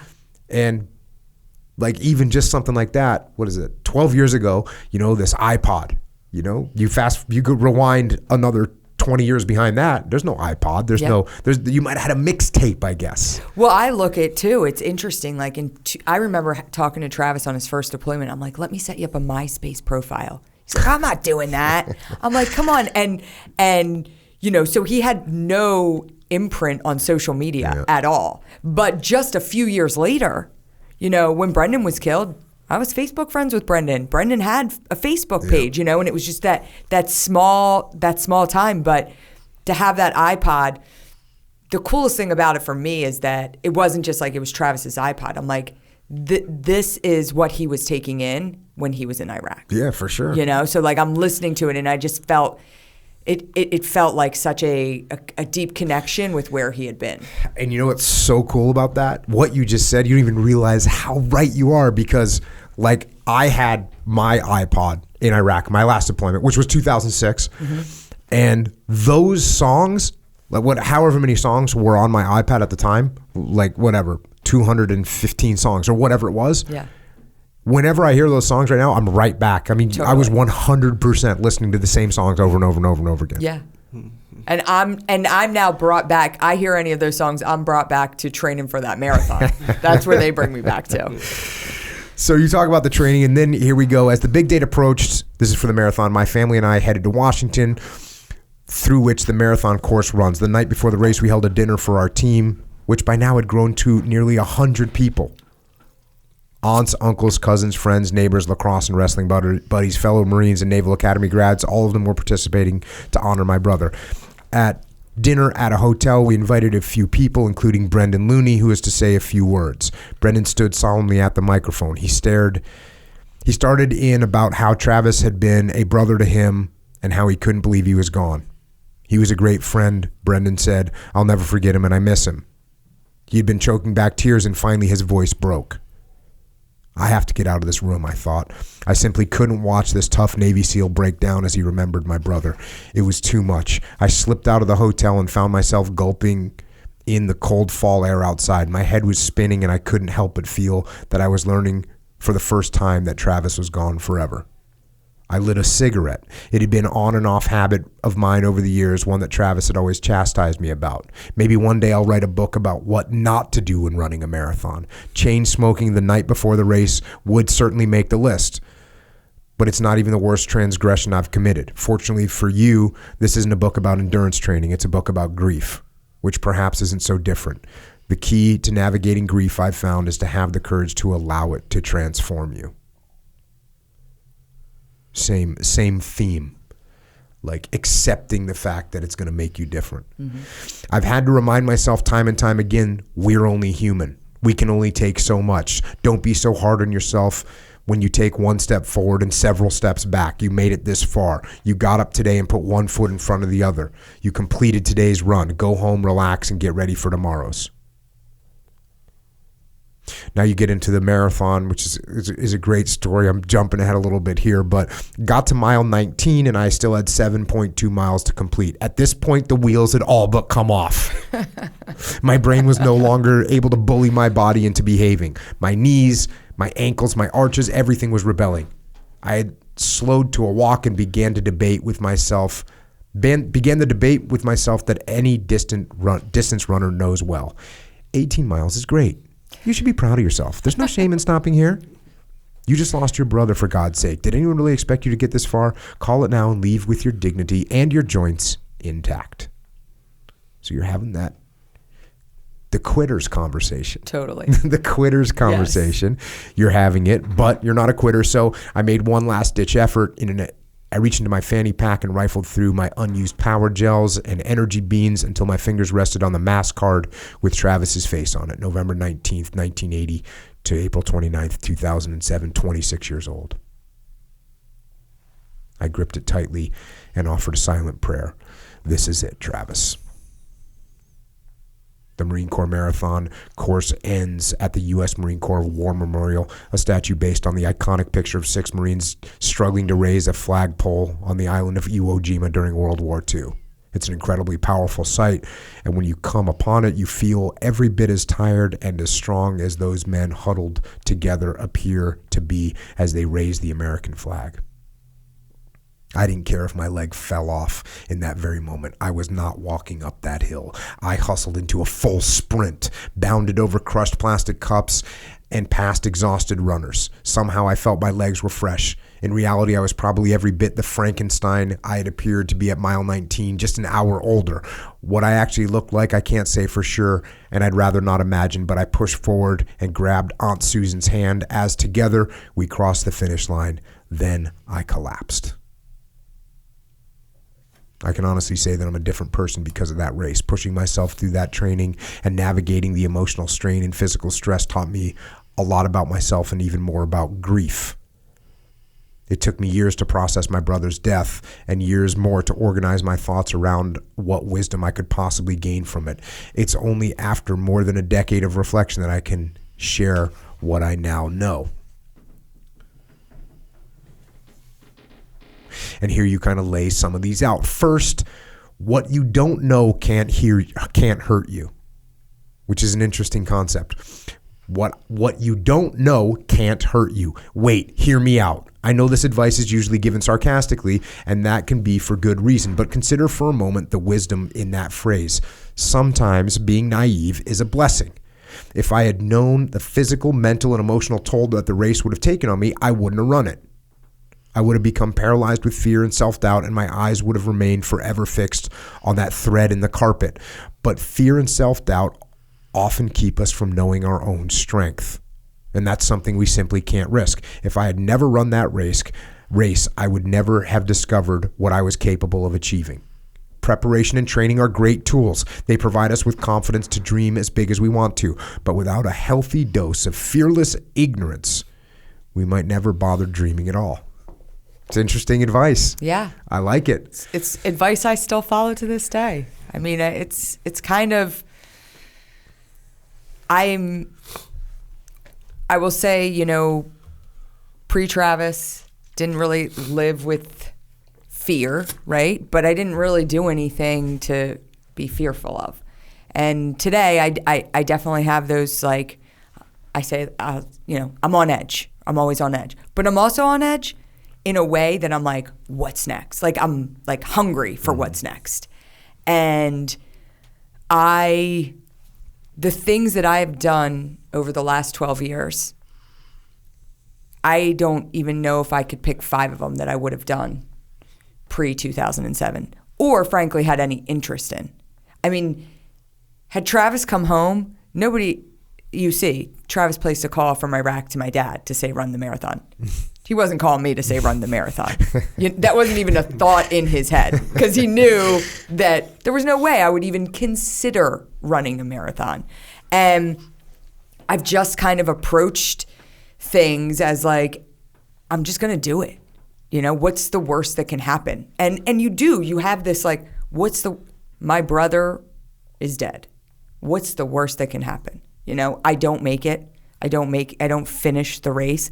And, you know, and that was 12 years ago. And that was I remember saying, I'm going to finish this marathon. And then I'm going to be able to say, I ran a marathon. And people are like, oh, you're going to get the bug once you run one. And I was like, I never got the bug. I'm like, nope. I have my check mark. I can say when people say, oh, Marine Corps Marathon, I'm like, yeah, I ran it, you know. And but I don't know what changed, but you know, here I am again, like 12 years later, and I'm rucking the Marine Corps Marathon in a week. And what, 40 pounds? Oh God, no, 20 pounds. 20 pounds? Yeah. Okay. Yeah. Yeah. And this is a person who's never rucked before. So I Enjoy. We have a fantastic partnership with Go Ruck, the Go Ruck community. And so I get to meet the founder of Go Ruck. Have you ever met Jason McCarthy? I have not. He's a great guy, West Point grad. And he just has this fabulous community. I didn't understand it, but I knew that the people connected with the Travis Manion Foundation loved rucking, so I'm like, all for it. So they asked me to do this promotional video with Jason and to highlight our partnership. And we're in Georgia, and they're filming us, and we're walking around a lake, and he's like, let's get Ryan a rucksack. And so I put this rucksack on. He had this set up pre-planned big time. I mean, the rucksack had like newspaper in it. So I'm just like, okay. So I'm like, oh, this is fun. He goes, and he's explaining the theory of rucking is like, the nice thing about it is like, your pace is always at a conversational pace. And, you know, and I'm like, I like that. Like, I like that I can sit here and talk to you and we're exercising. And he's talking about the benefits of it from a child perspective. Like, you bring your kids out because they're going to be walking slow, but you just put more weight on and you're getting a workout. So conceptually, I'm like, okay, I like it. Well, later that night, we were at a summit. We had like 100 veterans through the Travis Manion Foundation we had brought for like leadership training. And later that night, everybody's by the bonfire and we're a few drinks in and everybody's talking about, oh, I'm rucking the marathon. And it was like another one of those scenes. Instead of in my parents' living room, I'm behind, you know, around a bonfire with a bunch of veterans. And they're like, it's like, I'm gonna ruck the marathon. And it was like, came to me and I'm like, I'm rucking the marathon. And I woke up the next day and I was like, yeah, I don't know if I'm rucking the marathon. But then I get back to Philadelphia and a rucksack shows up at my front door. And I was like, oh, crap. You're rucking the marathon. I guess I'm rucking a marathon. So.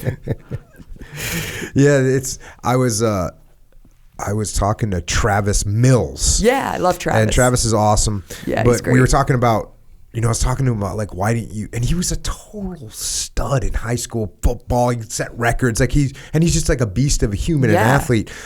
And you know, I said to him, well, why didn't you go to like special forces or why didn't you go to Ranger School? He's like, I didn't know if I could make it.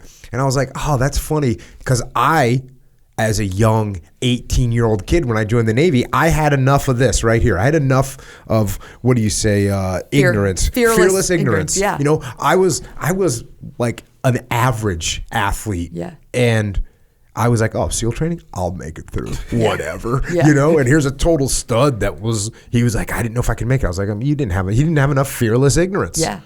But yeah, so it's the same thing. And I find that a lot with these young kids there's some kids that want to be SEALs, but I have people come to my gym here and they're like, oh, I really wanted to go SEALs, but I didn't know if I could make it. I'm always thinking, man, you're in better shape than I ever was. Yeah, you right? know? But you got to have a little bit of fearless ignorance. Yeah. Just a little bit. Yeah. I mean, hey, I'm using my fearless ignorance again to ruck this marathon. I'm just, but that also comes coupled with knowing how hard a marathon is. Krista, who's in a lot of this book, I've convinced her to ruck the marathon with me. She's never done a marathon before.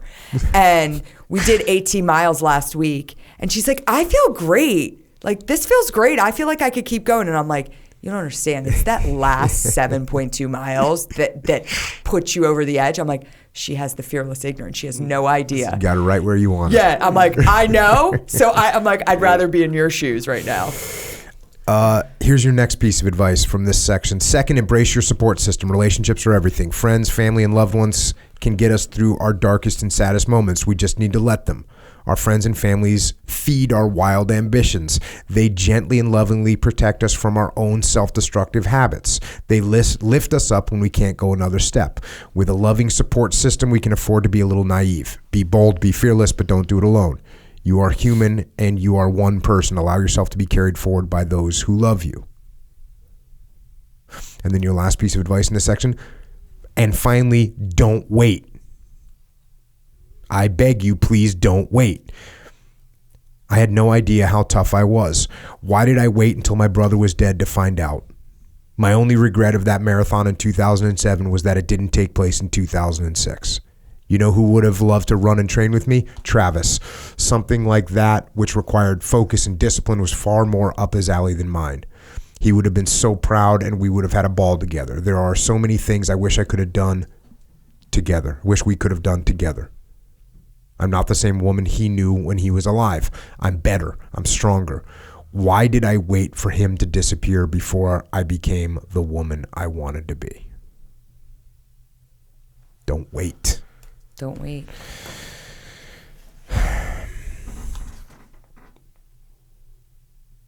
Continuing on, in 2007, if you were to graph my emotions for that year, you would produce an interesting line, a fairly stable horizontal line of contentment for the beginning of the year, a drastic drop in April when Travis died, then a gradual climb back up toward happiness until the marathon 6 months later. I was so grateful to have something to focus on that helped me put the pieces of my life back together after the loss of my brother. It was precisely the medicine I needed. But by winter, my line was dropping again. The decline in my happiness and well-being was persistent, steady, and interestingly, almost undetectable. I, of course, knew that my life had been far better when Travis was in it, but I was managing, wasn't I? After all, I was getting up, going to work, being a mom. I was running errands and knocking out personal goals. I was socializing and even laughing and finding joy here and there. By any external barometer, I was improving. I was wounded, no doubt, but I was happy. But grief is very much an internal battle. It's not kind enough to play by the rules, and it certainly doesn't register on any emotional barometer. It can be deceptive, and believe it or not, so can you. In fact, I would wager that no one can deceive you as effectively as you can deceive yourself. Grief, pain, sadness, these feel like disadvantages. They threaten our survival so naturally, we shed them. We convince ourselves that they've gone away. This is precisely what I did. And it's amazing what I managed to hide from myself and for how long. My emotional slope continued to creep stealthily downward. For several years, it continued right under my nose until Christmas night of 2012 when I reached rock bottom. But the seeds of my deterioration had been planted several years before. Now, we've talked about your brother, and obviously I had your dad on the podcast. We're going to talk about your mom a little bit. And this is how you describe your mom, Janet. Janet Manion was a tough, optimistic, and focused. She made every decision with self-assurance, as if despite any concerns or doubts that she may have been harboring. The anxieties, the worries, they were there. Of course, they had to be. She simply would not allow them to triumph over her. She had Herculean willpower. For years after Travis's death, my mother continued to be the picture of stalwart strength. She ached in a way that only a mother who has buried her son can, but she never let it keep her down. It was especially disorienting for me then when I learned a few years later that my mother, this pennant of courage for our family, had only 8 months to live. We got the news in 2011, 4 years after Travis's death. A surgery revealed that stage 4 lung cancer had spread throughout her body. 8 months later, a few days before the 5th anniversary of Travis's death, my mother joined him in heaven. In only 5 years, my only sibling and my mother had died. My family of 4 had been reduced to 2. I was devastated. No marathon was going to make this loss any easier to bear. I had no idea where to turn for help. I simply couldn't stomach the thought of picking up the pieces once again. I hadn't even collected them all the first time. In the months after my mother's death on April 24th, 2012, I turned to the methods of coping that had become familiar to me. I threw myself into my work and into my family's busy schedule. I set small goals, losing weight, reading, running, anything to keep waking up every day and moving. It had worked before, hadn't it? It could work again, I figured. I was wrong.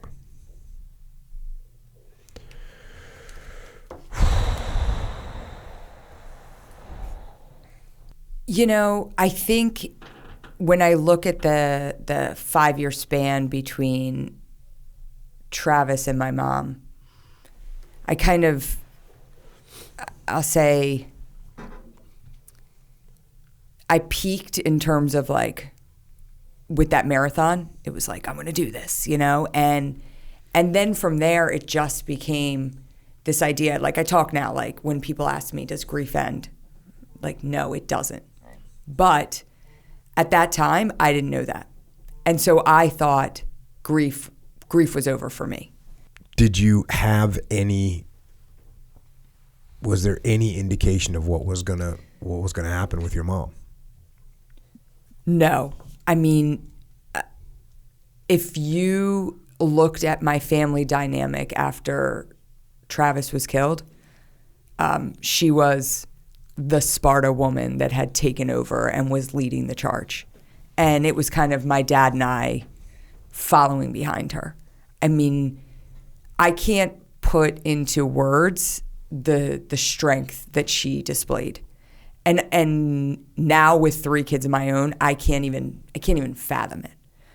And so, you know, I was doing things between those 5 years. She had started the Travis Manion Foundation.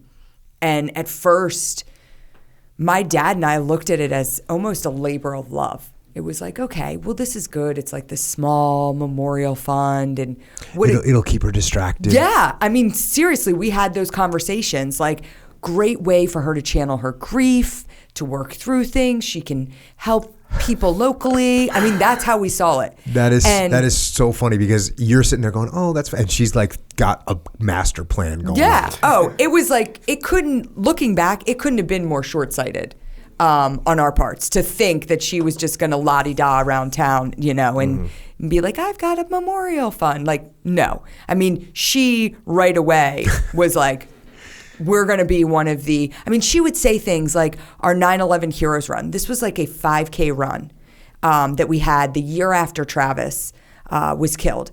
9/11 Heroes Run, it was 300 people in Doylestown, Pennsylvania, you know, a small suburban town outside of Philadelphia. And I was like, this is so cool. Like, great run, great to have the community out. And my mom comes up and she's like, I want this to be the Susan G. Komen Race for the Cure for our military community. We need one of these in every city and state across the country. And I'm like, and you know, my dad and I would be like, okay, Janet, like eye roll, like, why don't we just try to get like 1,000 people at the run next year? You know, that would be like a cool goal. But you look at where we are today. We just finished our race series, 90 runs across the world. We brought out 60,000 people. Janet wasn't playing. We are the Susan G. Komen Race for the Cure for the military community, bringing awareness to our military and first responders. And so, I'm watching her do that. And I joined the foundation in early 2010. And I'm just my title was executive director. My real title was Janet Manion's assistant. I was her assistant. And I was happy to be that and to play that role because, frankly, I had no idea what I was doing. And I'm following behind her and just kind of, it was like, she was teaching me, I was watching everything that she did. I was trying to emulate how she was doing it. She was so bold and fearless. Like she had no problem asking anyone for anything. And I was just like, God, if I can just hang around her enough to gain some of that experience. And so our time was so limited that I was able to do that with her till the time she was diagnosed with cancer. And it was another one of those just like gut punches, but it came in like a different form as opposed to like knock, gone, right? It comes as my arm hurts. Your kid was, being a pain in the butt. And when I tried to pick her up, she wiggled out of my arm and we're down at the beach and, oh, Mom, throw some ice on it, And we get back home and she's like, God, my arm still hurts. It's not incredibly swollen or anything. Like, you don't think anything of it. And so it's like a couple days later, I think I'm going to go get my arm checked out. All right, I'll go with you. We go down to she calls our friend who's an orthopedic. Hey, can you run an x-ray on me? I think I might have broke my arm. Yeah, come on in. We left the foundation office. We go in, they give her an x-ray and he comes out and you knew. And he comes out and he goes, so you have a little break there, but I want to send you down to my friend at Penn to take a look at it. Because there's, just to get another look and, get another opinion. Well, all right, you just told me I broke my arm. You're not going to cast it? And I'm like, this is weird. So I'll make you an appointment. Let's get you down there tomorrow. And we show up at the office, and it was my mom, my dad, and I. And I remember we walk up, and it's like, Dr.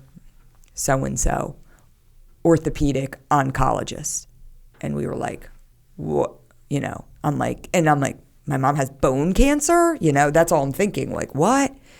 And so she goes into surgery the next day and, you don't know what a diagnosis looks like. It's like she's got a tumor in her arm. Okay, that's the most random thing I've ever heard in my life. And they're like, well, she had a tumor in her arm. We removed it, but the tumor didn't start there.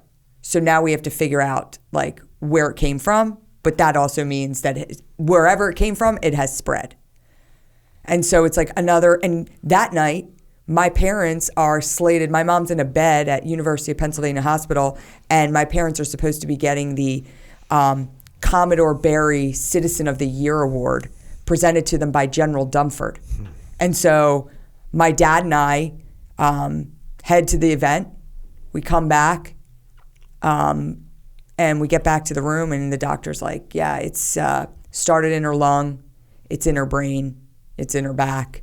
I mean, it was everywhere. And not one symptom at all. Like, not one symptom.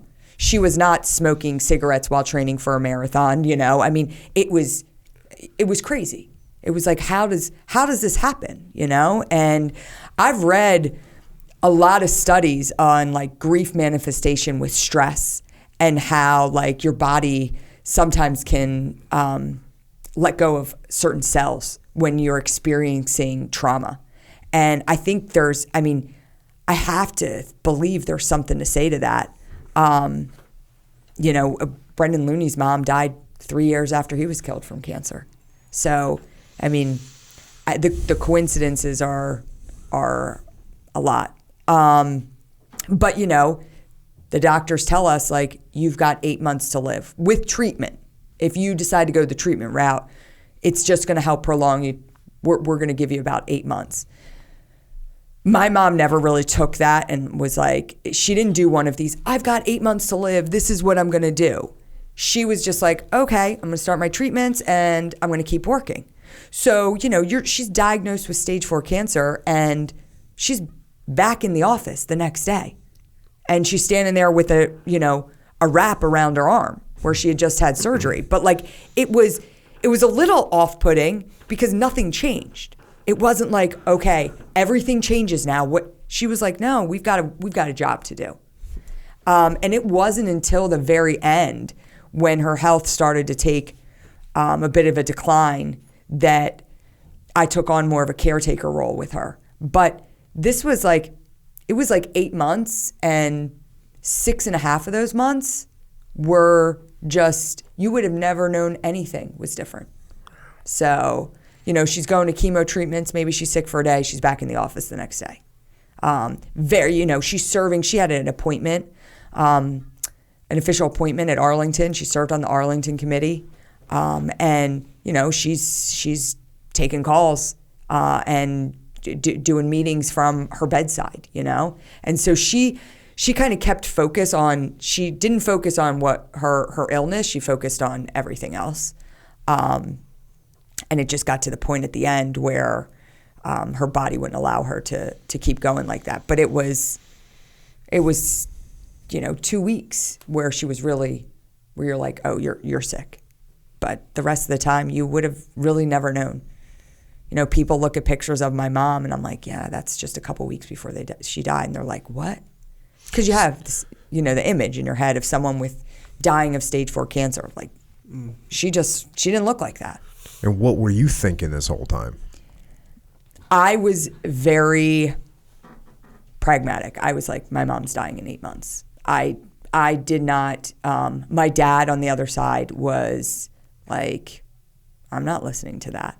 Like, there's miracles happen every day. We just got to, stay the course. We'll see if there's trials. They're trying all sorts of different holistic diets, and I was very much supportive of that. Let's try everything and anything. But I almost felt so jaded at that point in life a little bit that I was like, yeah, I mean, we got 8 months. Let's see what these 8 months look like.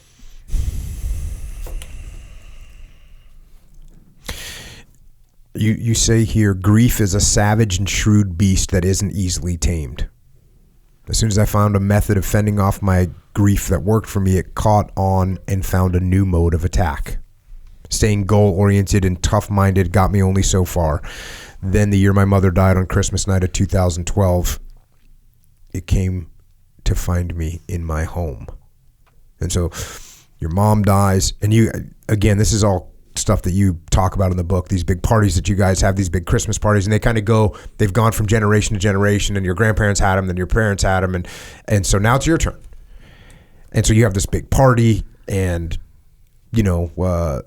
the pandemonium or whatever of a party and the planning and all that stuff, and then the party's over, and after the party you lay down, you're really tired from doing all the work of getting it ready, and you're tired, but here we go back to the book, but sleep didn't come. Something much nastier arrived in its place. I felt like I received a direct punch to the gut, and my eyes immediately sprang open. I started hyperventilating. I couldn't breathe. Pressure was quickly building inside my chest, and my mind was on fire with anxiety. It was the most terrifying panic attack I had ever experienced. Dave, you have to get me to the hospital. I managed to get out. I think I'm dying. I will forever be grateful for what my husband said next. No, you're not. Stop, Ryan. Just relax and go to bed. And then you say, you might think I'm kidding, but I'm serious. And I did think you were kidding, and you are serious. My husband always knows what to say to me when my emotions reach a fever pitch. If I had sensed even the slightest bit of concern in his voice, I know the situation would have only escalated. At the time, however, as you may imagine, I did not appreciate it. I immediately set off into a flurry of accusations that, thankfully, I can no longer remember. Dave, the peaceful warrior that he is, remained unfazed. Instead, he continued to speak rationally and firmly. It was probably only a few minutes, but they felt like my last. When the intense feelings of anxiety disappeared and my breathing slowed into a natural rhythm, I had an internal come to Jesus with myself. Clearly, I was not okay. I had dealt with some minor anxiety before, initially when Travis was deployed, and then immediately after his death, but nothing like this. This was positively debilitating. For the next several months, I was a ghost of my former self. The identity I'd painstakingly built for myself after Travis died had shattered. On December 24th, 2012, I identified as a tough, capable, resilient woman. I was a marathon runner. I was a dedicated mom and supportive wife. I had taken over as executive director of the Travis Manion Foundation, the organization my mother had formed to honor my brother. I led a talented team, and people looked to me for guidance and leadership, and I gave it to them. But December 25th was a different ballgame. I was gasping for air and cursing out my exceedingly calm husband. I was smoking again. I crying in the shower and regularly feeling seized by anxiety that I simply couldn't shake off. If this is what life is going to be like from now on, I thought to myself one day, I'm done. I can't live like this. And then you talk about communicating with some of your friends, commiserating with Amy. This is Brendan's wife, was deeply helpful in putting me back on the path to recovery. 2 years earlier, she had lost her husband, Brendan. If there was anyone with whom I felt I could be completely vulnerable, it was her. One day I called her, overwhelmed and furious. My therapist diagnosed me with post-traumatic stress disorder today. I shouted into the receiver. Can you believe that shit? I don't have PTSD. And then you go on and she says, it's okay, Ryan. She told me, my therapist told me the same thing. At that point, we both chuckled, and it dawned on me that there was likely some truth to the diagnosis. Naming my problem didn't do much for me, but sharing it with someone else did. During the following 6 months, I started to regain my confidence, humor, and peace. I slowly reclaimed myself. Life slowed down. I focused on my mental health. That did not mean I threw physical challenges out the window. Quite the opposite. I began to understand what my dad meant when he told me to go for a run when I wasn't feeling myself. Exercise has a tremendous positive effect on the mind. I was using simple exercise as a tool to help with my mental state. And you go into some pretty good detail about this idea of not just exercise, but setting these kind of little goals and doing things that sort of give you an immediate short-term gratification. Mm-hmm. And you get sort of on this treadmill of you're looking for these short-term gratification things to really propel you for the next 10 minutes, whatever, next hour. And, whether it's a run or whether it's a goal or whether it's some party or you're looking for like happiness. Yeah. Gratification, temporary joy, but you realize that that's not giving you the profound happiness that you're looking for. Yeah. So you say this: to break away from that unforgiving pattern of searching for unmatched joy, you need to do one very important thing. You have to be honest with yourself. No more self-deception. For a long time, I had lied to myself about how happy and fulfilled I felt. Frankly, it was easier that way. I even lied about things that made me feel happy and fulfilled. If I just stay busy, I would think. Maybe the story you tell yourself is a little different. If I just lose a few more pounds, if I just earn a few more $1,000 this year, if I can just get that guy to notice me, then I'll be happy. Then I'll be okay. When we shed those deceptive stories we tell ourselves, we create a space where we're able to see what actually does make us authentically happy. I bet you'll find you weren't totally off. As I said, we all seek the same things: love, acceptance, purpose. We just look for them in the wrong places. When I talked with Amy, I knew that I had found them.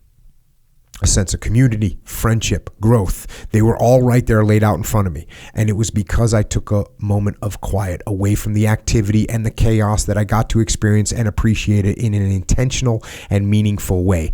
Intention was the key that I'd been missing. I was so caught up in goals and milestones and challenges and ambitions that I'd missed the simple but profound element that makes everything worthwhile. And the fact is, I'm still hungry. I'm still ambitious. I'm still a fighter. I like to push my body and do things I may not quite be ready for. And hell yes, I've still got goals and dreams. But now I also have something else. I believe that the single greatest key to resilience is setting intentional goals. Achieving a goal for the sake of vainglory and sheer accomplishment will bring satisfaction, but that satisfaction will prove to be short-lived. Achieving goals that have deep meaning to us will bring us far more happiness. When we set goals that have meaning outside of our own selfish ends, we discover it's not about the destination. It's about the journey. That's powerful. And for me, that part right there at the end, when we set goals that have meaning outside of our own selfish ends. And that's the lesson that when I hear Travis's story, it's like, oh, what made his life so meaningful is that what he was doing was not for himself. Right. Everything he was doing was so that he could be a leader, so he could be a warrior, so he could protect, so he could defend. Yeah. Yeah, you talk about April 29th, 2007 is the worst day of my life. But if you try to find the worst time of my life, it would be after my mom passed away. It was one of those things where, you kind of do this. Oh, when I thought Travis being killed was the woman being hit with the icicle falling off the garage. Like, this is like, let me tell you about the craziest story I've ever heard. I'm like, how could my mom and my brother both not be here? And through that 5 years, I was led by my parents largely in terms of things I was doing to honor my brother. But it was, I don't want to say robotic, but it was these small little things. It was like, okay, run a marathon, and it was like, go to this ceremony. And 5 years out from a loss, there's still a lot of attention that's brought to that loss, in the loss of a service member. I mean, you're going to have the local schools that want to honor them at Memorial Day. The families want to be brought in on Veterans Day. It's those things, and they kind of like, they lead you through the years. And I'll tell you what, they're meaningful, and they mean something, and they're very much appreciated. But then after my mom was killed or passed away, I just felt lost. I was like, oh my gosh, like I don't know what you do from here. And I just handled it the same way. Well, okay, Travis Manion Foundation Board of Directors, 3 weeks after her death, holds a board meeting, and they're like, you're up, you're the president.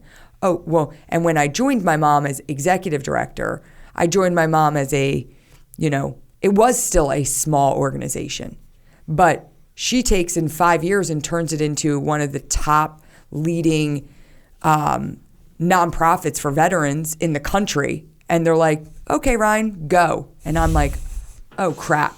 Like, I don't know how to do this. I have no idea. And I always tell my husband, he's going to hate that I say this. I told him this was going to be the title of my next book. He's like, no, it's not. But I said, like, I did a little like fake it till you make it.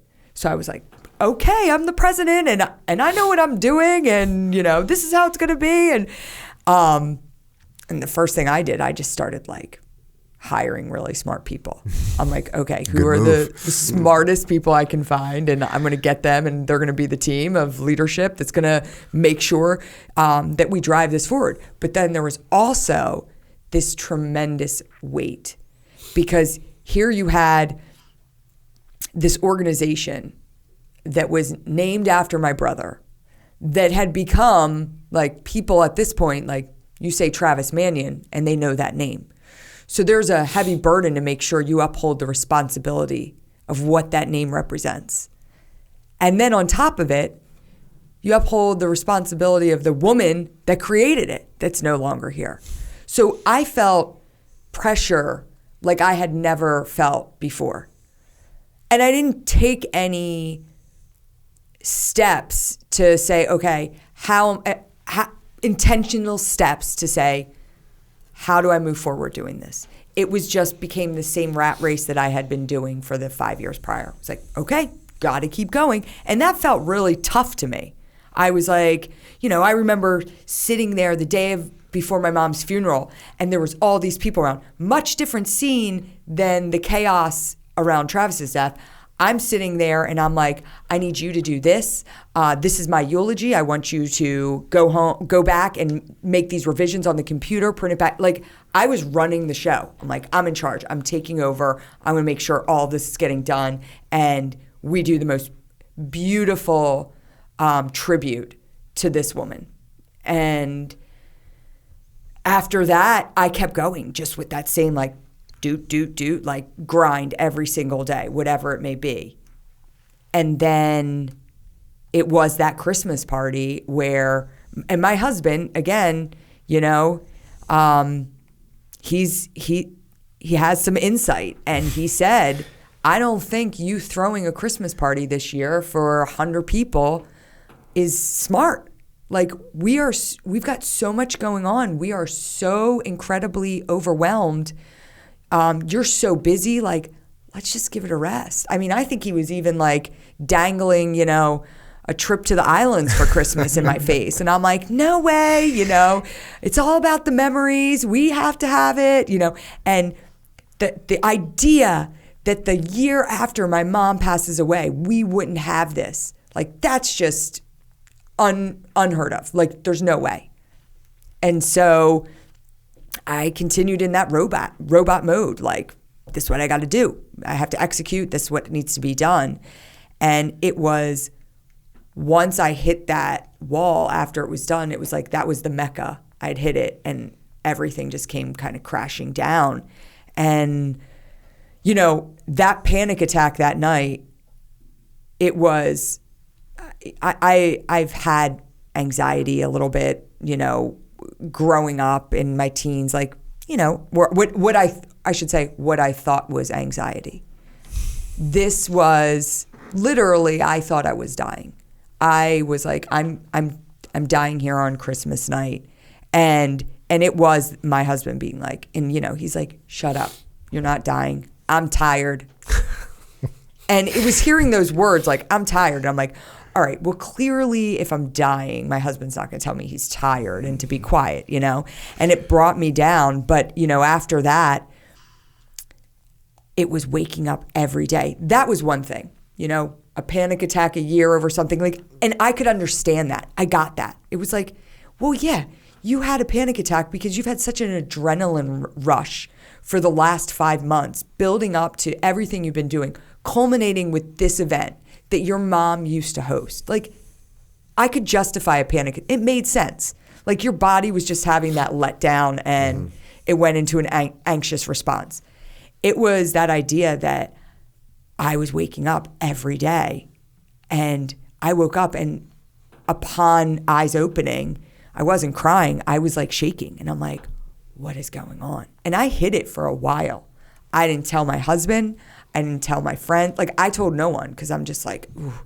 So, I was. Well, you don't want your husband to say, shut up, I'm tired. Yeah, exactly. Which I is was what just he said like, last time. Yeah, it was These just are like. not good words. Yeah. In most cases. Yeah, and I'm just. Husbands beware. Yeah, don't, and to this, he's like, here I am. Who am I in the book? The guy that tells you to shut up when you're having a bad time. And I'm like, no, babe. No, it's you what spelled I it out needed. well. Yeah. But it was that each and every day. And I got to the point where I'm like, ooh, like I'm having mental health issues right now. Like this is not just a isolated event. Like something's happening here.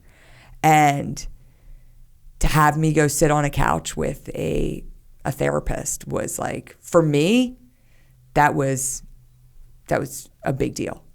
And a big deal because you thought you're too strong for this and you don't need it? It's just like not who I was. Right. I mean, I think when I opened up the first time to my dad about this, it was my dad and my husband, and we were in the kitchen, and I said, "Hey, I'm struggling. I don't know what's going on with me, but I'm not feeling right. I'm living in a perpetual state of anxiety, and I don't know how to get out of it." And you know, at that time, I had lorazepam. It's like a low dosage Xanax that I had because I would take it when I flew, you know, and oh, here's something just to cut the edge when you fly. And next thing you know, like I'm taking these every day and they're not even doing anything. And I'm like, okay. So I finally break down. I tell my dad and Dave, and my dad's like first response is, well, I mean, I haven't seen you working out in a while, Ryan. So, I mean, that's how I was raised. And he was like, you know, I mean, you got to go out and run. And I'm like, and I knew that was going to be the response. Yeah. And so for a while I was like, well, I'm not going to say anything. But from there it was, you know, and in my dad's defense, you know, I think after he said that, I broke down in tears. I'm like, it's not that, you know, and he was like, oh crap, something serious is going on here. And so, you know, I got into therapy, and therapy helps. Yeah. So this is something that I've realized. So I used to not really understand what therapy was or what a psychologist did or any of that. Yeah. And to me, it just seemed like voodoo, whatever kind of things, right? And it wasn't until a friend of mine, Jordan Peterson, who's a psychologist, came on here, and he explained to me like two things that he solved for people. And that's when I realized, and I coined a term of my own called either a mind mechanic or like brain mechanic, because when your car isn't running right, you don't just keep driving it. You go, oh, this isn't running right, I'm going to take it to a mechanic. And the mechanic actually every day sees different cars with different problems and knows how to fix them. So a psychologist or a therapist, they deal with people that have been through all these different things, and they have little solutions for them to tell you, to things to do, to get your mind in the right space so you can carry on. That's what they're doing. They're not doing any voodoo. They're just doing some mind mechanic adjustments. Yeah. And you can't imagine how, I know for me, I think my first therapy session, I went in and she's asking me questions, and you know, it's like I'm having a conversation with a friend, and then she's like, okay, time's up. I'm like, well, when are we going to start therapy? She's like, that was therapy. And I'm like, oh. Did she give you like techniques? Totally. Yeah. Can you give me an example of just one? So, you know, there's like the breathing techniques, of course. Like for me, a lot of it was like the breathing, because I would get to like these peak feelings of anxiety where, you know, it was like fight or flight. And it was like breathing exercises to help get me back down. So she says, okay, when you start feeling like that, here's what you're going to do. Yeah. Well, tell me, what would you do? Like, you know, it was, you know, I think one of them was like, you're going to take a deep breath in, you're going to hold it for 3 seconds, and then you're going to let it out for 10 seconds while holding your diaphragm. So you can actually like feel the breaths coming out. I developed my own techniques too. Like I have, to this day, I've developed my own techniques to help when I'm feeling anxious. Can you give me an example of one? Oh, they're so girly, but yeah. My examples are. I'm not saying I'm going to use them. Okay. I'm just saying I'll listen to them. Okay. So one of my examples is most of the time, and I actually don't. Most of the time, I keep my nails polished. Okay, and I can get it. I'll like peel the nail polish off if I'm feeling super anxious. But what it is more than that. Wait, so that's a sign that you're getting anxious? No. That's like if I'm super anxious. So if you're super anxious, you start picking at your fingernails. Yeah, taking the nail polish off. Okay, and I so- put the nail polish on because I don't want to pick the skin off my fingers. So that's a technique, is to. Well, it's my technique. It's not Okay, but it's something that calms you somehow. Yeah, you know what it is though? I'll say it's not so much the peeling the nail polish off there. It's finding something that you have to concentrate on. Got it. So once I pick a piece of nail polish off my finger, I'm not going to let my hands look like that. So I have to get every last piece of nail polish off without nail polish remover with my fingers, and that takes time and effort, and I just become focused on that. Okay. And so it's like that sort of thing can kind of bring you into, for me, it brings me into a place of like, I'm concentrating on this. So one thing that I realize that I do is when you're in the military, when you talk on the radio, you don't want to sound like you're panicking ever, Yeah. right? And so like, if I was going to key that radio, I'd be like, no matter what was going on, I'd say, whether I'm just exerting physical energy or there's chaos going on, it'd always be like, oh, I'm going to talk on the radio, and I just put on the calm voice. And I think that's when you say, hey, we need 14 more guys to come over to this building now. And when everyone hears you and you hear yourself, you're like, okay, things aren't that bad. We're good. So I always, for me, would try and keep my voice in check. And I think that leads to a sense of calmness, even not just outwardly, but inwardly as well. Yeah. And I never really realized that until I started having conversations with people about this very thing. Because people would say, well, how did you remain calm? And I would think about it like, oh, just stay calm. And then I thought, well, let's think about it. What actually, and the other thing is, I would tell guys, that I was training. I'd be like, hey, man, I'd hear a guy on the radio, we need more guys over here now, during a training operation. And I'd say, bro, you need to calm down. Don't sound like that on the radio. You're freaking everyone out. Yeah. And they're freaking out. Yeah. And so when I go, bro, don't talk like that. Say it again. Say it calm. And they'd be like, hey, we need 6 more guys moving forward. And you could see them visibly. I'd watch them. They would get calmer. Yeah. Because you have to get control. So those are the kind of things that the mind mechanic will give you these tools. Totally.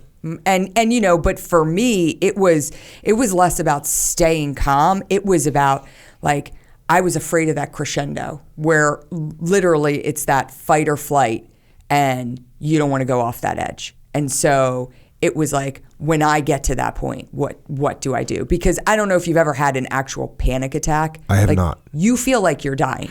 It is the craziest feeling in the world. The thing that makes me really, which must make this hard, right, is if you, like, let's say you're starting to have a panic attack, isn't it like a snowball? Because you're like, I'm having one. Oh my God, it's coming. It's coming. Oh my God, this is going to be it. This is going to be a bad one. So it actually, it's like it propels itself. Totally. It makes itself worse. Well, snowballs. I was saying I used to take like lorazepam when I flew, and it was just like, hey, it was like my fear of, flying, right? I fly so much now, I'm over it. But people would say, were you scared of the plane crashing? And I was like, no, I was scared of getting too scared on the plane. Like, I don't want to be on the plane and start getting scared. So I'm going to, it's like, your head does crazy things, But yeah, I worked through that, and, I was very intentional about, even when I felt like, okay, I'm coming out of this, I'm feeling better. It wasn't like, I'm going to stop. It was like, I got to keep going, and I'm going to keep going until she tells me it's, How long did that take? It was about 6 months of like intensive therapy, where I'm talking like How many times a week? 2 to 3 times a week. And exercise. So exercise becomes, again, a big part of it, but it's not exercise where I'm going to run a marathon or it was like, I'm going to go out for a run every day, every other day, because it's what my mind needs, not necessarily what my body needs. I was talking to my friend Joe Rogan on his podcast right after Chris Cornell killed himself. He killed himself that day or the day before. And so we started this podcast, and look, obviously I'm no psychologist, and we were just talking. We weren't trying to give out advice, but both of us was like, got to get some exercise. And a million people said, you have no idea what you're talking about. I'm like, I know. I'm just saying that, it feels good to work out. But then what was interesting was my other friend, Tim Ferriss, who actually went through like a suicidal episode in his life. And he's like, no, you have to like get outside and exercise. It will make you feel better. I don't subscribe to anybody that thinks that your physical health is not 100% tied to your mental health. Like, I used to think my dad was incredibly insensitive when I would try to talk to him about like, ailments of the mind, and he would tie it all back to like, well, if you ran more. But you know what? Like, he was right. Yeah. He was right. And is it all that? Is it like, yeah. hey, I'm suffering from depression, go run? No, that's not. The thing. But it is 100% a component. My husband runs every single day. Every day he runs. And he's people are like, oh, you're going to run the marathon? He's like, I'll never run a marathon again.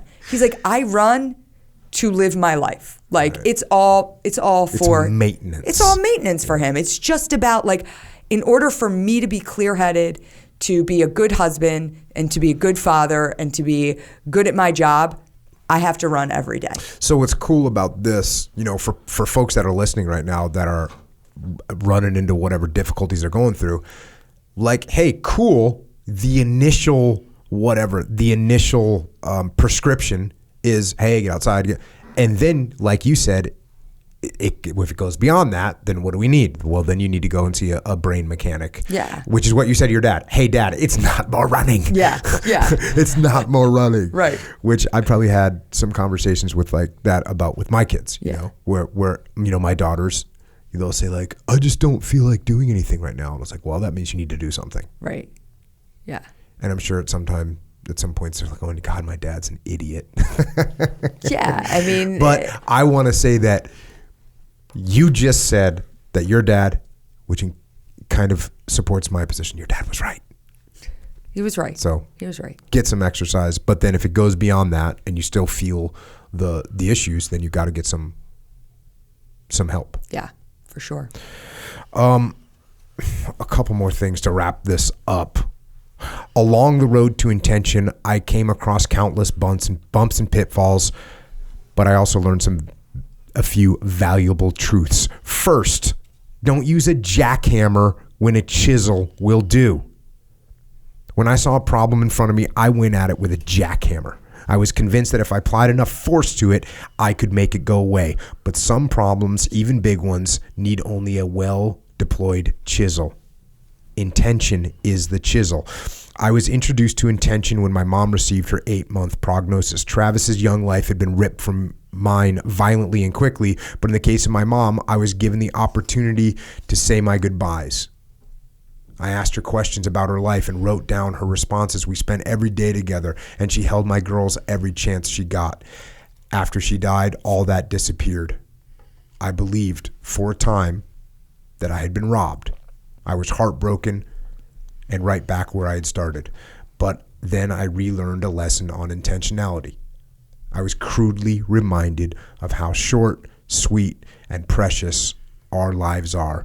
I know the cost of not having the opportunity to say what or do what matters most, and I refuse to squander the blessings that I have been given.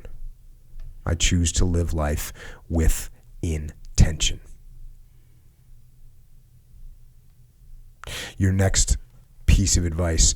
Second, it's not either or, it's both and. Let me be clear. Intention is not meant to replace goals and ambitions.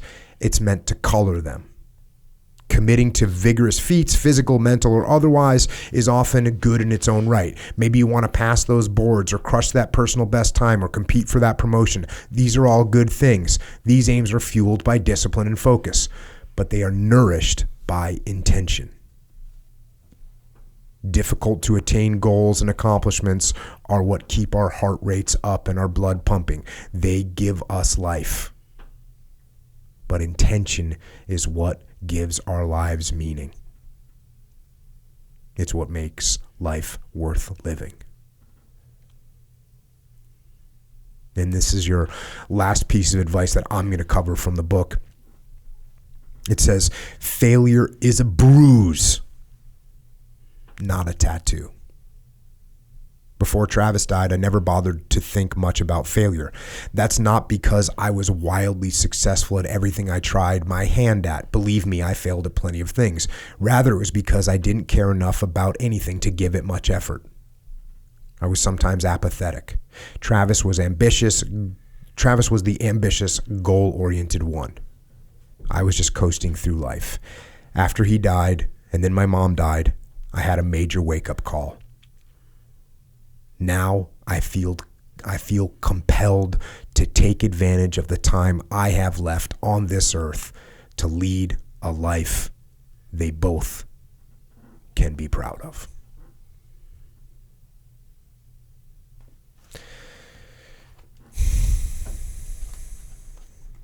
And I think that's a good place to stop on my readings from this book, to lead a life that they can be proud of. Because that message right there is just a powerful message, and it's one that I know that I think about every single day. Every single day I think about that.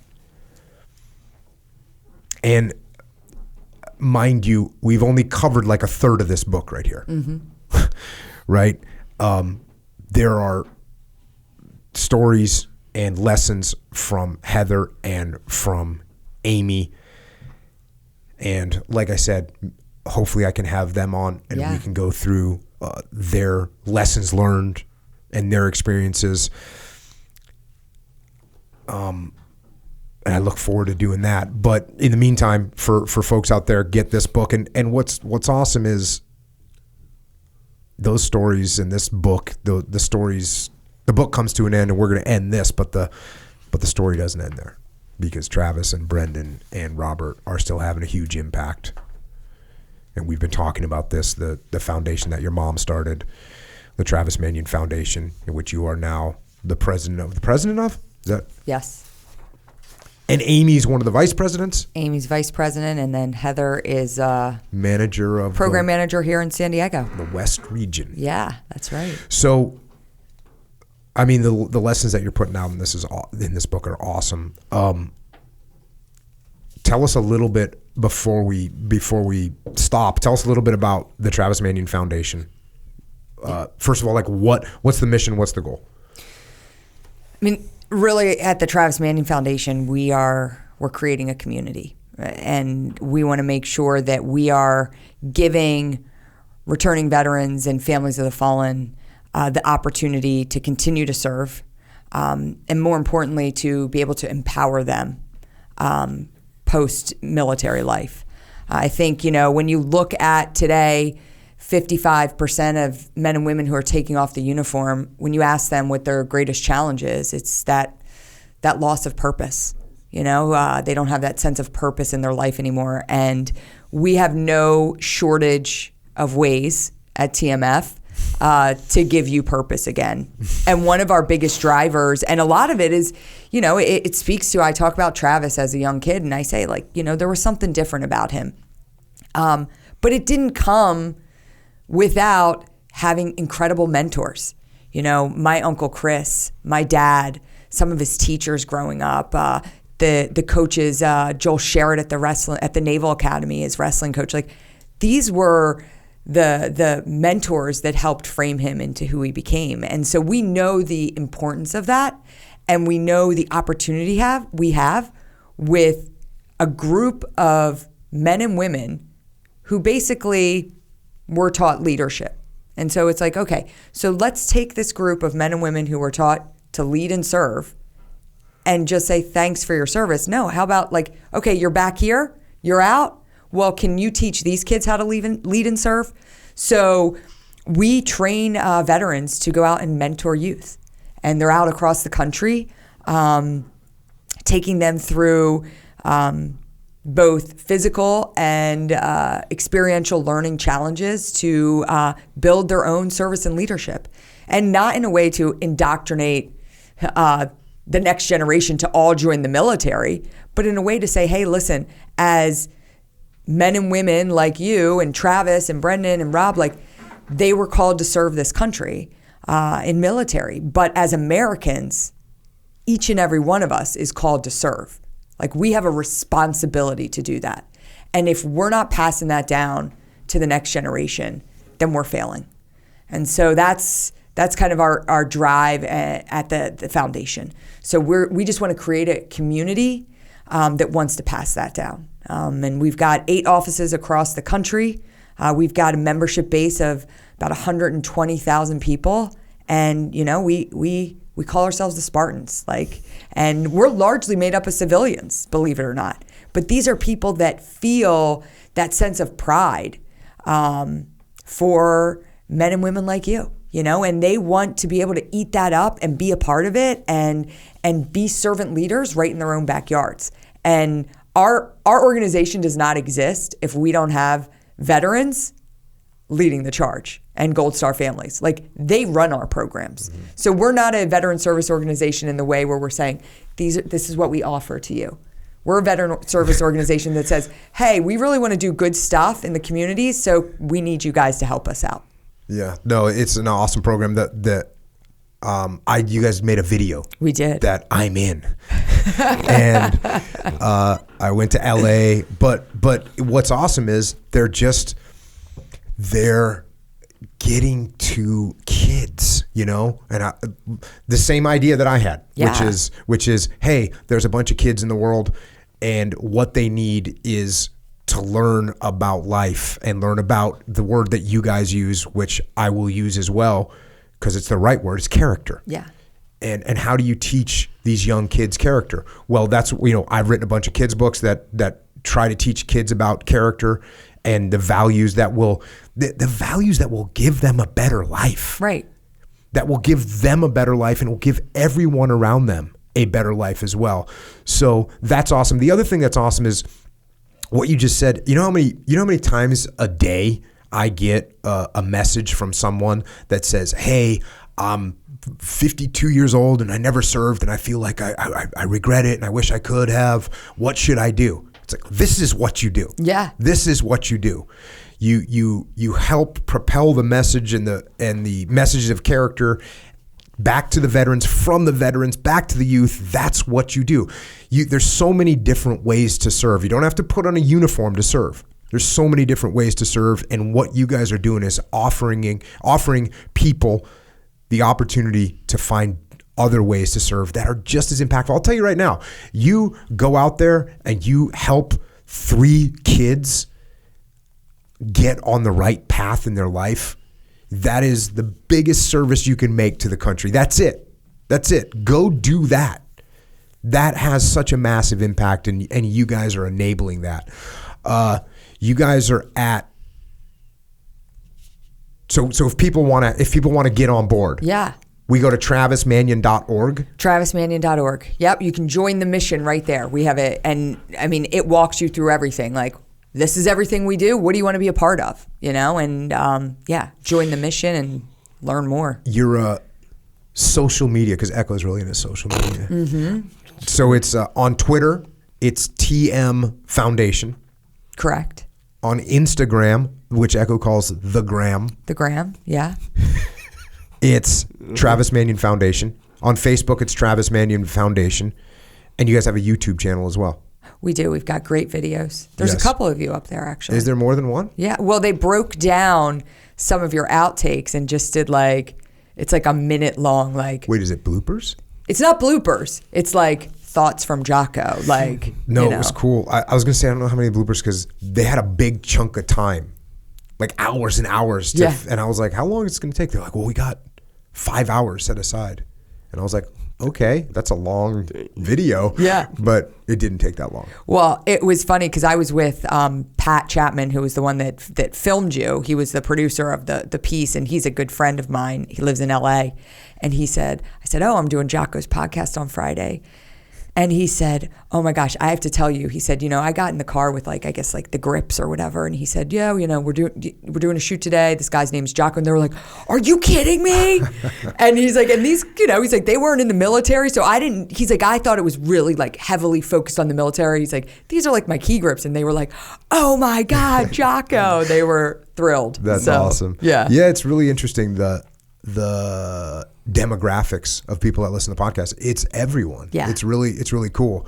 And they find, well, this is a great opportunity for them to find a way to serve, because everyone feels that. They feel that somewhere in their system. Yeah. If you go through your life looking out for yourself without helping other people, you'll look up one day and you'll say, I want to help other people. Yeah. That's just the way it is. So those are the ways to help, to join the mission. I like the way you said that. Yeah. I gotta admit, that's good psychology that you just used on me, because as soon as I hear that, I'm like, what? Oh, we got a mission to join? See, I'm real easy when it comes to things like that. You start throwing those words around and all of a sudden I'm breaking out the knives, getting ready to go to battle. Oh, yeah, you say that, new mission or whatever. Yeah. I use that too now. It's Yeah. very effective. Yeah, well, that's something that I say all the time to vets. When you get done with your military service, you need a new mission. Totally. And the people that don't get a new mission, they wander around not knowing what to do. So here's a good way, whether you're civilian, whether you're military, to get on board and That's go right. execute the mission. You got anything else? I mean, obviously going to encourage everyone to go get the book. Yes. Get the book. Knock at the door. It's out right now. If you order this right now, you'll get a first edition, so I'm really into first editions. Yeah. Yeah. You got to get the first edition. So if you guys want first edition of Knock on the Door, and then you'll be able to, people always say, how come you don't tell us what books you're going to do on the podcast?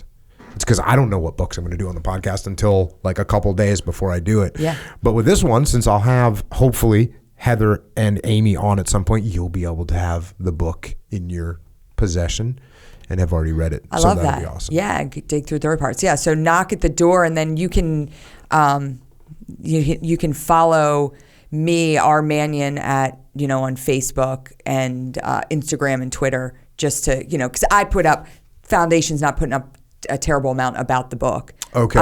But I'm pushing out everything, where we're going to be. Oh, okay. Different events. So you're doing events and stuff for the book. Yeah. Promoting the book, getting the book out there. That's right. Spreading the message. Book signings, so all that sort of stuff. Getting after it. Yeah. Speaking of a mission. Yes. You're on a mission. I'm on a mission.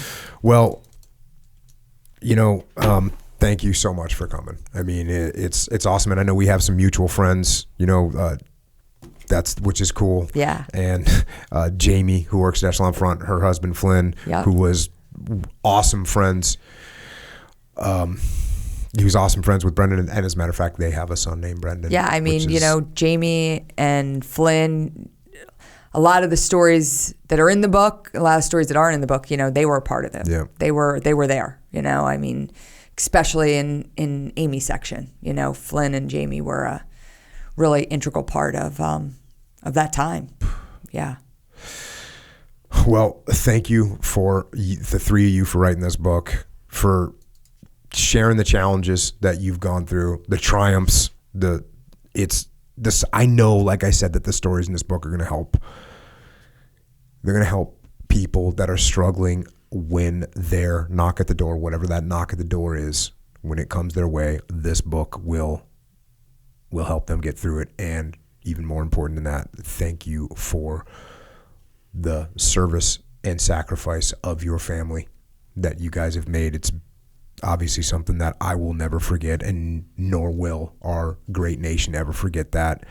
And thanks for what you're doing with the Travis Manion Foundation to keep his legacy and his spirit and his character alive in order to make the world a better place, which you are doing. Thank you. Well, thanks for continuing to have the platform to share these stories. It's important. So we appreciate it. It's an honor to be able to do it. Thank you for coming on. Thanks. And with that, Ryan Manion has left the building. awesome conversation and some good advice. Yeah. Actual pragmatic advice on what to do, how to help yourself, how to help yourself through those moments. And part of it was goals, right? Goals. Yeah. Goals with intention. Yep. To keep yourself on the path. Going out for runs. I thought that was interesting.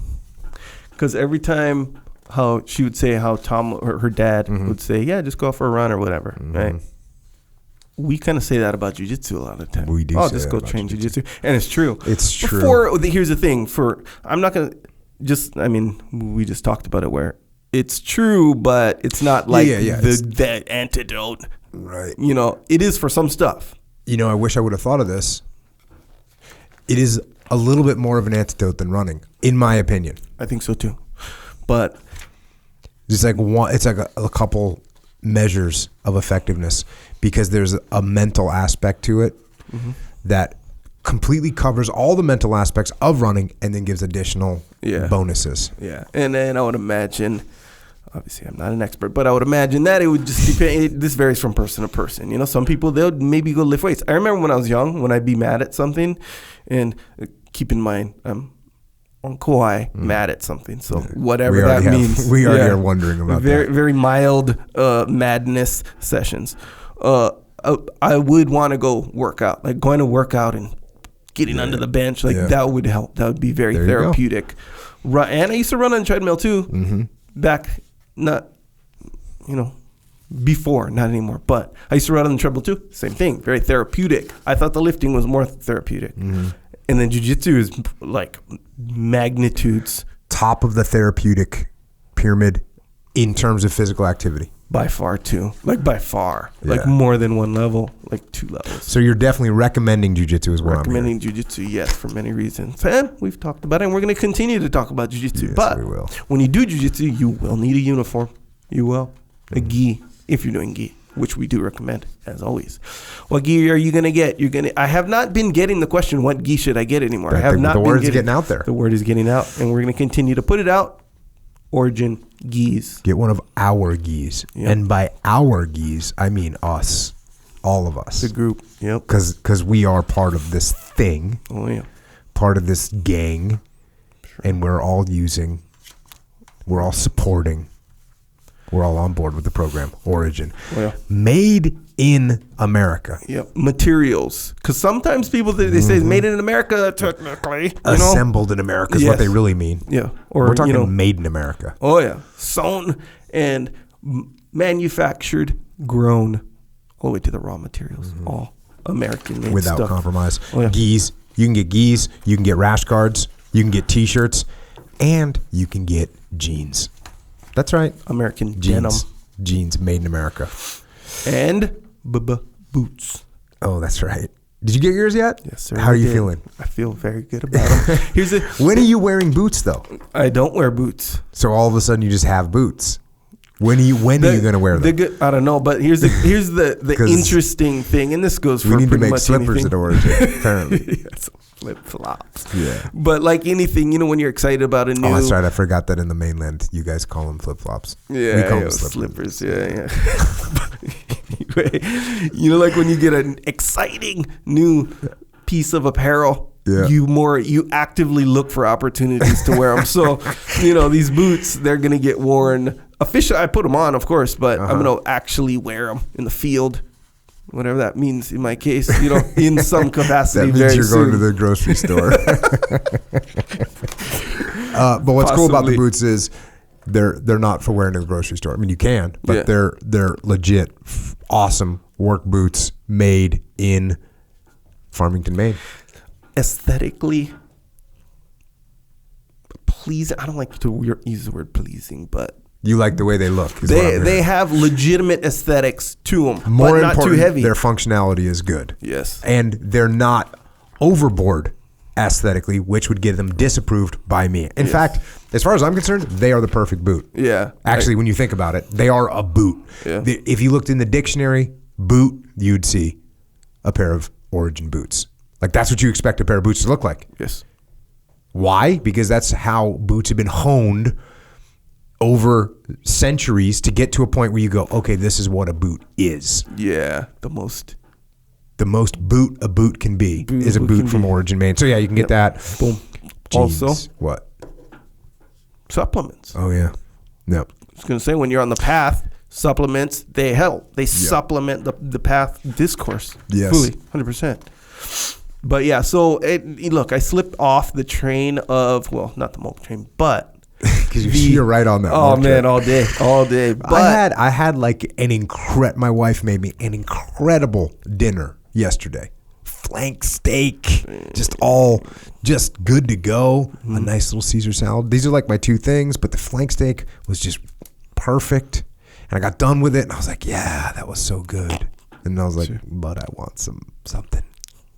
So I just got a little scoop and a half hitter. Bro, that's not a hitter. That's a whole deal. I guess so. No, that's like really a deal and a half. Is one scoop, right? Or is two scoops? One scoop is you can have a one scoop hitter. I mean, you can have a two scoop hitter for sure. Oh, yeah. But that's not thicker. Really, it's a little bit more. Well, what is one serving? One scoop is one serving. Right? Yeah. So it wasn't a hitter. So Molk, what it is it's additional protein, but you're not going to know it. What you're going to think is you just got an additional dessert. Yep, exactly right. Boom. Also, the joint warfare and krill oil. This is important. I slipped off krill oil. Here's the thing, right? I didn't forget to. I ran out. I forgot to get more before I ran out. It's one of those situations again. So, and man, it's weird how this is what Jade called it. It's typing induced tennis elbow. Okay, that makes sense. Right, being on the computer or whatever, and I got tennis elbow over here. Wow. Right when I run, it was maybe like a stuff right there, boy. It wasn't very, yeah. It was like 4-ish days after I got off the krill oil. Still joint warfare. I'm still into that. You know, elbow cured, by the way. But yeah, that's the situation. I feel bad because people will ask me which one, A or B. You know, should I be on joint warfare or krill oil? Which one should it be? And I'm like, I hate answering that question because as far as I'm concerned, it's both. It's like peanut butter and jelly, right? Yeah, you're not just going to go peanut butter. You're not just going to go jelly. You're going peanut butter and jelly. Go joint warfare and super krill. Yeah. That's what you want to do. Yeah. And I'm on like the program where it's like lifting hard. And let's face it, I'm a little bit more old school now. Like I'm not as young as I used to be. None of us are technically. Wait, but you're old, not just old school, but actually old. Oh. Yeah, you say tomato, you know. So this, it's saying a lot when I don't have the elbow thing anymore. And that was a common thing. So when I was lifting with no joints supplements before you did your whole thing. It was I just endured. Every once in a while I'll take like ibuprofen or something like that if it got real bad. Not good for you. Yeah, but otherwise I just warm up more. Yeah. Now, no fact, they're gone. Aside from my tennis elbow.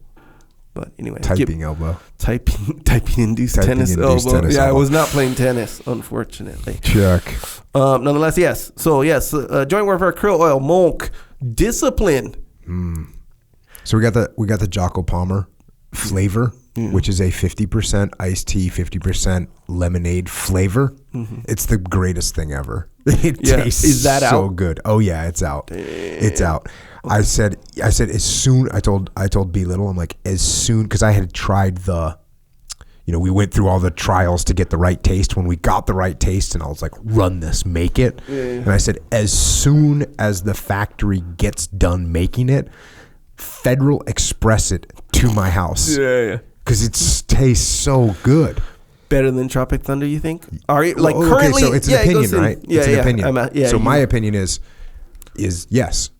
Right now, the powdered discipline in Jocko Palmer flavor is my favorite flavor at this time. Yeah. I'm not saying I won't occasionally do a little lemon lime hitter, or the Tropic Thunder. And don't forget that we also have the cans of Discipline Go. And that's what I'm gonna say. Like the cans, to me, I like lemon lime, fine, but the Tropic Thunder is like, there's no way I would ever, under any circumstances, grab the lemon lime one. The Tropic Thunder is right there. Interesting. No way. Well, I mean, I think that might be from your upbringing. It's possible. Oh yeah, it's very tropical. Yeah, Hawaii. Yeah, sure. I'm sure that. Man. You know what we used to be like over there. Yeah. And then you got Jocko white tea as well. Organic white tea. Certified. It's the only organic consumable that is guaranteed to give you an 8,000 pound deadlift. So get after it. Scientifically proven, by the way. Double blind. Placebo. Also, if you or when you get your copy of The Knock at the Door by Ryan Manion, Heather Kelly, and Amy Looney Heffernan. No worries, I got you. You don't have to go searching, even though I'm sure that'd be easy to find regardless. But put it on jockopodcast.com under the books section. And here's another good way to support the podcast if you want to. Click there. Click through there. It'll take you to Amazon. On that Amazon landing to where it lands, just save that to your favorites. If you've done this before August 1st, sorry, we got to do it again. For various reasons that we're not going to go into, but nonetheless, if you do that, then shop and do your Amazon shopping through that link. That's a good way to support this podcast. Very good way, if you want. But yeah, so yeah, it'll be on there, and yeah, get it there so we can not only support yourself, but you know, get the whole book so you can get all the details and whatnot. Also, Jocko is a store. It's called Jocko Store. Anyway, that's where you can. Did you see the guy that wrote on Twitter? His wife said, "What do you want for your birthday?" And he said, "Jocko has a store. It's called Jocko Store." Boom. Yep. There you go. That's all she needed to know. Yeah. Because everything that you can get there, he's down with. Yeah. He's like, just order something from there. Yep. You can order a rash guard. You can order a T-shirt. You can order a trucker's hat. I guess if you are feeling like maybe you don't feel as cool as you want to be, you could order a Flex Fit hat. Sure. Oh, yeah. Or a lightweight hoodie. Yeah. You know, Brad, admit it. When you see people wearing the lightweight hoodie, you're kind of getting won over, right? Not won over, but like it's winning you saying, over. And I'll say probably not right now. A little bit, though. It looks good this way, is what I'm saying. Functional, lightly functional, and slightly aesthetic. Check. I dig it. Nonetheless, yeah. If you want to represent while you're on the path, jockostore.com. That's where you get the stuff. You can also subscribe to this podcast, which is a good idea if you haven't yet, which Echo doesn't think you have. Maybe that's because Echo is the type of person that is listening to something for years and doesn't hit subscribe. And so he doesn't think you will. You can be like Echo and hit subscribe now. Or maybe if you're like me, you already hit subscribe. So you know what's interesting about that? This is obviously not the first time you said that Echo doesn't think that you subscribe. Uh-huh. Because technically that's not true. That's not how it went down. Okay. I was not aware of that. No. I believed my own propaganda. Yeah, exactly. So you probably just misremembered it. And then again, I could be wrong right now too. And maybe I didn't remember correctly. But what it was I was saying you don't have to tell people to subscribe. Because they're either going to subscribe if they want to or not. Okay. You don't be like, hey, subscribe. And they'll be like, oh my gosh, I totally forgot to subscribe. It's kind of like an obvious thing. That was my contention anyway. Mm-hmm. So that was more accurate. Okay. But additionally, today, you put a lot of things on me. What would you say that I called it the gram? That whole line of the gram, whatever what you're saying. Echo this, echo that. That was interesting.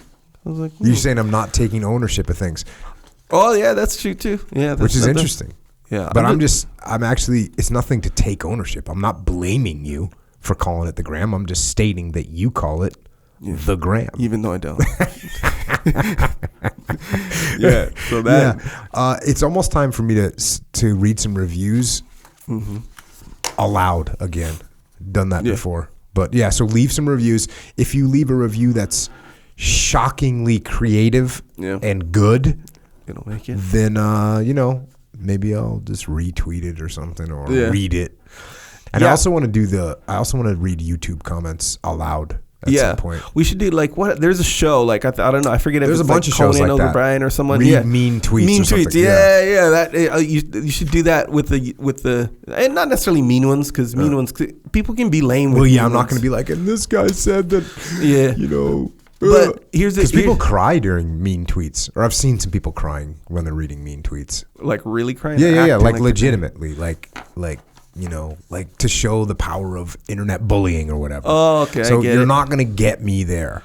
Yeah, but what I would wonder is, obviously, yeah, you're not gonna start crying. But if you say, yeah, I'm gonna read it, then people would be like, ooh, let me make a mean one. And then sometimes, if someone's intention, I'd have this conversation. If you're gonna try and be mean to me through comments, because you want to have a negative impact on me, I hate to break the news to you, you're not executing well, because I don't care. Yeah. Actually, if you want to write something cool, and you want me to see it and be like, oh, awesome. Then you're being effective. Yes. No. Well, but this though is what you're saying. If we decide for you to read mean comments, someone might be motivated to be like, ooh, let me see if I can get a zinger in there. Oh yeah. And then it's just sort of whack, because for a mean comment to be funny, it has to be funny first, then mean second. Here's the really kind of just thing that shuts that idea down. To read a truly mean comment, it's not funny. You know what I mean? If you make a funny comment, right, like the person that got a picture of me and it says feeling cute, might go to feed ISIS or whatever. Like, hey man, that's just funny, man. Full credit to that one. Yeah, because it's a model. Oh yeah, that was Evil Echo Charles that pictured that. Oh yeah, Evil Echo Charles posted that. But yes, so that picture was taken about 3 seconds before, because this is a legit photographer, was taking pictures of me, and they're like, photo shoot. You were modeling. Yeah. No, they were taking pictures of me. Okay, I wasn't modeling. But anyways, they're like, we'll just walk around and act natural. And so I'm like walking around and I'm like looking in this pit, right where that fence is. And then I look at them, and then they're like taking a bunch of pictures, and then they started giving me direction. Yeah, that's modeling. By the way, they're like, wait, can you look over there and then look at us real quick? Give me attitude. And then I was like, no, I'm not doing that. This is not me, and I'm not doing it. But that picture was the one picture that they got right before they started giving me directions, and I told them negative, not happening. Yeah. But even that picture looks lame. Hey man, that's debatable, maybe it looked cute, might delete it later. Hey, bottom line, leave some reviews. We have fun with them. We appreciate cool reviews, so that'd be awesome. And don't forget about the Warrior Kid podcast, which I know I owe more of. This is starting to sound really bad. A little bit, I guess. Maybe we should release that one in the bank. Sure. Okay. So Warrior Kid podcast, and don't forget about the Warrior Kid soap from IrishOaksRanch.com, where young Aiden is making soap so that you and we all can stay clean. Stay clean, of course. Also, YouTube channel. We have a YouTube channel, video version of this podcast and excerpts. A lot of excerpts on there. So you get a little, chopped up. Here's the thing about YouTube. This is what I learned. Mm-hmm. People now are going to YouTube more for a little bit longer videos than before. Remember the trend was like, oh yeah, minute and a half. It's like you got to keep their attention on the internet and stuff. That was kind of the thing, right? So apparently the new emergent status is we like the longer form stuff. We're beginning to like the longer form. You're just catching on to that over there? Yes. Isn't this we've been making 3-hour podcasts for years, bro? Yes, but remember with the 3-hour podcast. Well, no. Okay, 3-hour podcast, that's audio, right? We're talking audio, long form audio. Okay, but yes, there is video. We have a 5-hour and 25-minute long podcast with Sean Parnell. Yes, but as far as the trend goes, people like it, generally speaking, more now. Oh, so people outside of the people that listen to this podcast are starting to like, okay. Just, cool. Yeah, in general. And so what's your point? The details. So some of the excerpts are kind of long, like 5 minutes, 8 minutes, sometimes 12 minutes. Right. So the times that I was telling you, can you please make an excerpt that's not 27 minutes long? You're saying I was wrong. Well, not to split hairs. I'm not saying you were wrong then. I'm saying that no longer applies as far as like what you might want. Nonetheless, there's some excerpts on there on our YouTube channel. If you want something shorter than that, you can go to Psychological Warfare, which is available on iTunes and all MP3 platforms, which is me giving some short, maybe minute and a half, maybe 2 minutes at the longest, audio advice of how to stay on the path. Yes. And it's not just advice, it's actual mechanical tool that will keep you on the path. Very true. Very effective, too. it's like you could go to a therapist to try and get you to not eat a donut, or you could just press play. Yep. Boom. And you won't eat a Therapist in your donut. ear. The sugar-coated lies. Flipside Canvas, if you need some visual representation of the path, you can go to flipsidecanvas.com, owned by my brother, Dakota Meyer. You can get Discipline Equals Freedom. You can get good. You can get whatever you want, actually. Let Dakota know what you think would be cool, and he'll make it. Flipsidecanvas.com. Dakota Meyer has a helicopter. Yes, he does. Did you say that you did ride in that? No, I or have not. You're not? Yeah, okay. No. Yeah, I was going to make a video of like myself or you and be like, hey, like Dakota, I see Dakota Meyer's helicopter. It's like so cool. So we decided to get our own. And then we'd get it. And then we'd either like, or you'd get in there and you'd take off and then you'd like crash it or something. Or before you get in, it catches on fire or something, you know, kind of like you want to copy people, but you're, you know, you failed at it or something. So are we having a meeting right now about creative ideas? Is that what's going on right now? Actually, technically, I wanted to say it out loud just to see your reaction, to see where I need to spin this idea, you know? Why don't you spin that idea into the dirt? Right along with the helicopter. All right. So that's that. Also, we got some books. Obviously, the book, The Knock at the Door, right here. Ryan Manion, Heather Kelly, Amy Looney Heffernan, and get the book. Comes out November 5th. But order it right now. It'll ship, and you'll get it early. Also, Leadership Strategy and Tactics Field Manual just got approval from the Department of Defense, which took a long time. But they just gave me approval to publish it, made it through the declassification process. So we're good to go. Pre-order that now. It will be out in January. And believe me when I tell you, you want that first edition. And we got the Warrior Kid books. There's 3 of them. Where There's a Will, Mark's Mission, and the first one, Way the Warrior Kid. Get those. Don't forget about Mikey and the Dragons. For every kid that you know between the ages of 0 and 100, get a Mikey and the Dragons. You know how many people have told me they cried when they read the letter? Yes. Or no, I don't know how many, but that doesn't surprise me because remember, I think I told you this. Yeah, when I played the video, that part for some reason when it's like you're like to my son, and it, you know, and especially if you have kids, you're like, oh man, you know, you're sending your kid off into the crazy world, you know, kind of on his own. It's like, man, it kind of like, yeah, I dig it, man. I understand. So get that book for everybody that you know. Don't forget about the Discipline Equals Freedom Field Manual. If you want to know my personal operating system for mental and physical health, that's it. The Discipline Equals Freedom Field Manual. The audio version is available as an MP3 wherever you get your MP3s. And also, we have Extreme Ownership and The Dichotomy of Leadership, which I wrote with my brother Leif Babin, which you can take the lessons that we learned in combat and apply them to your business, your family, and your life.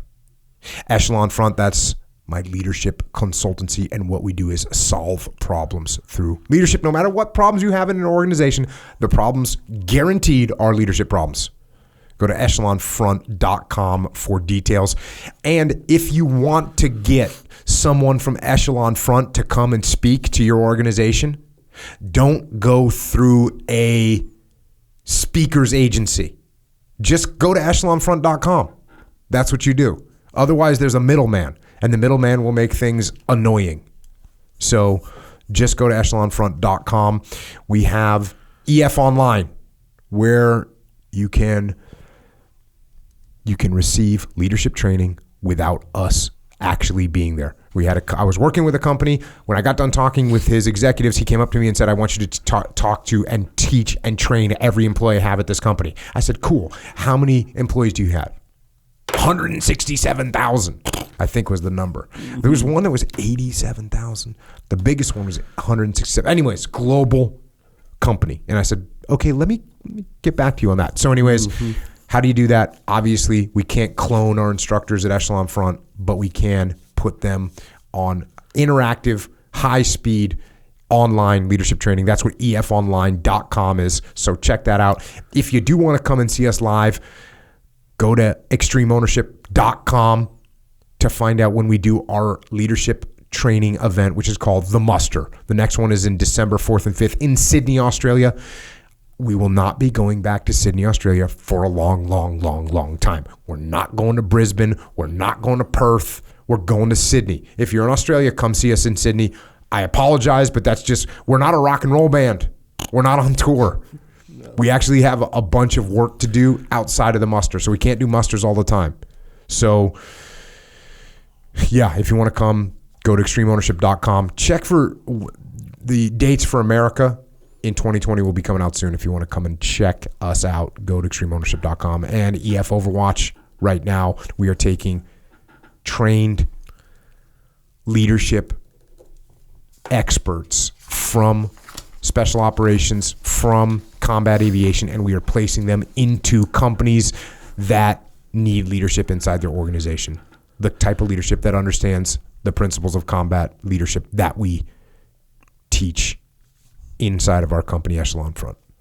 The things, the principles from extreme ownership, the principles from the dichotomy of leadership. So go to efoverwatch.com if you need leaders in your company. And if you want to continue to communicate with us, we're on the interwebs. We're on Twitter, Instagram, and we're on that old Facebookie. For the Travis Manion Foundation, they are on the interwebs at travismanion.org. They're on Twitter at TM Foundation. Instagram is Travis Manion Foundation, and Facebook is at Travis Manion Foundation. They also have a YouTube channel, which is called Travis Manion Foundation. There's videos. I guess there's two of me on there. I know I did one, but there's two. There's a bunch of other really great stories on there to hear and to watch. And if you want to talk to, well, us, Echo is at Echo Charles, and I am at Jocko Willington. Thanks once again to Ryan Manion for everything that she has done and is doing, and to her co-authors and her friends, Amy Looney Hefferman and Heather Kelly, for writing this book, The Knock on the Door, which I know is going to help so many people. And of course, thank you to the true heroes that they knew and they loved. Travis Manion, Brendan Looney, Robert Kelly, who willingly went forward into harm's way and laid down their lives on the altar of freedom, giving us this precious gift that we must never take for granted. We must live to make them proud, follow their example, and be grateful for their service and sacrifice, just as we must be thankful to all of our armed services for what they do every day and the efforts they put forth to protect our freedoms, and to our police and law enforcement and firefighters and paramedics and EMTs and dispatchers and correctional officers and border patrol and Secret Service and all the first responders. You also make sacrifices every day to protect our way of life. So thank you to you all as well, and to everyone else out there. Just remember that life is short and life is precious, and it will come to an end. You are not guaranteed tomorrow. So don't wait. Don't wait to do the things you want to do, and don't wait to become the person you want to become. Don't wait. Go out there today and get after it. Until next time, this is Echo and Jocko. Out.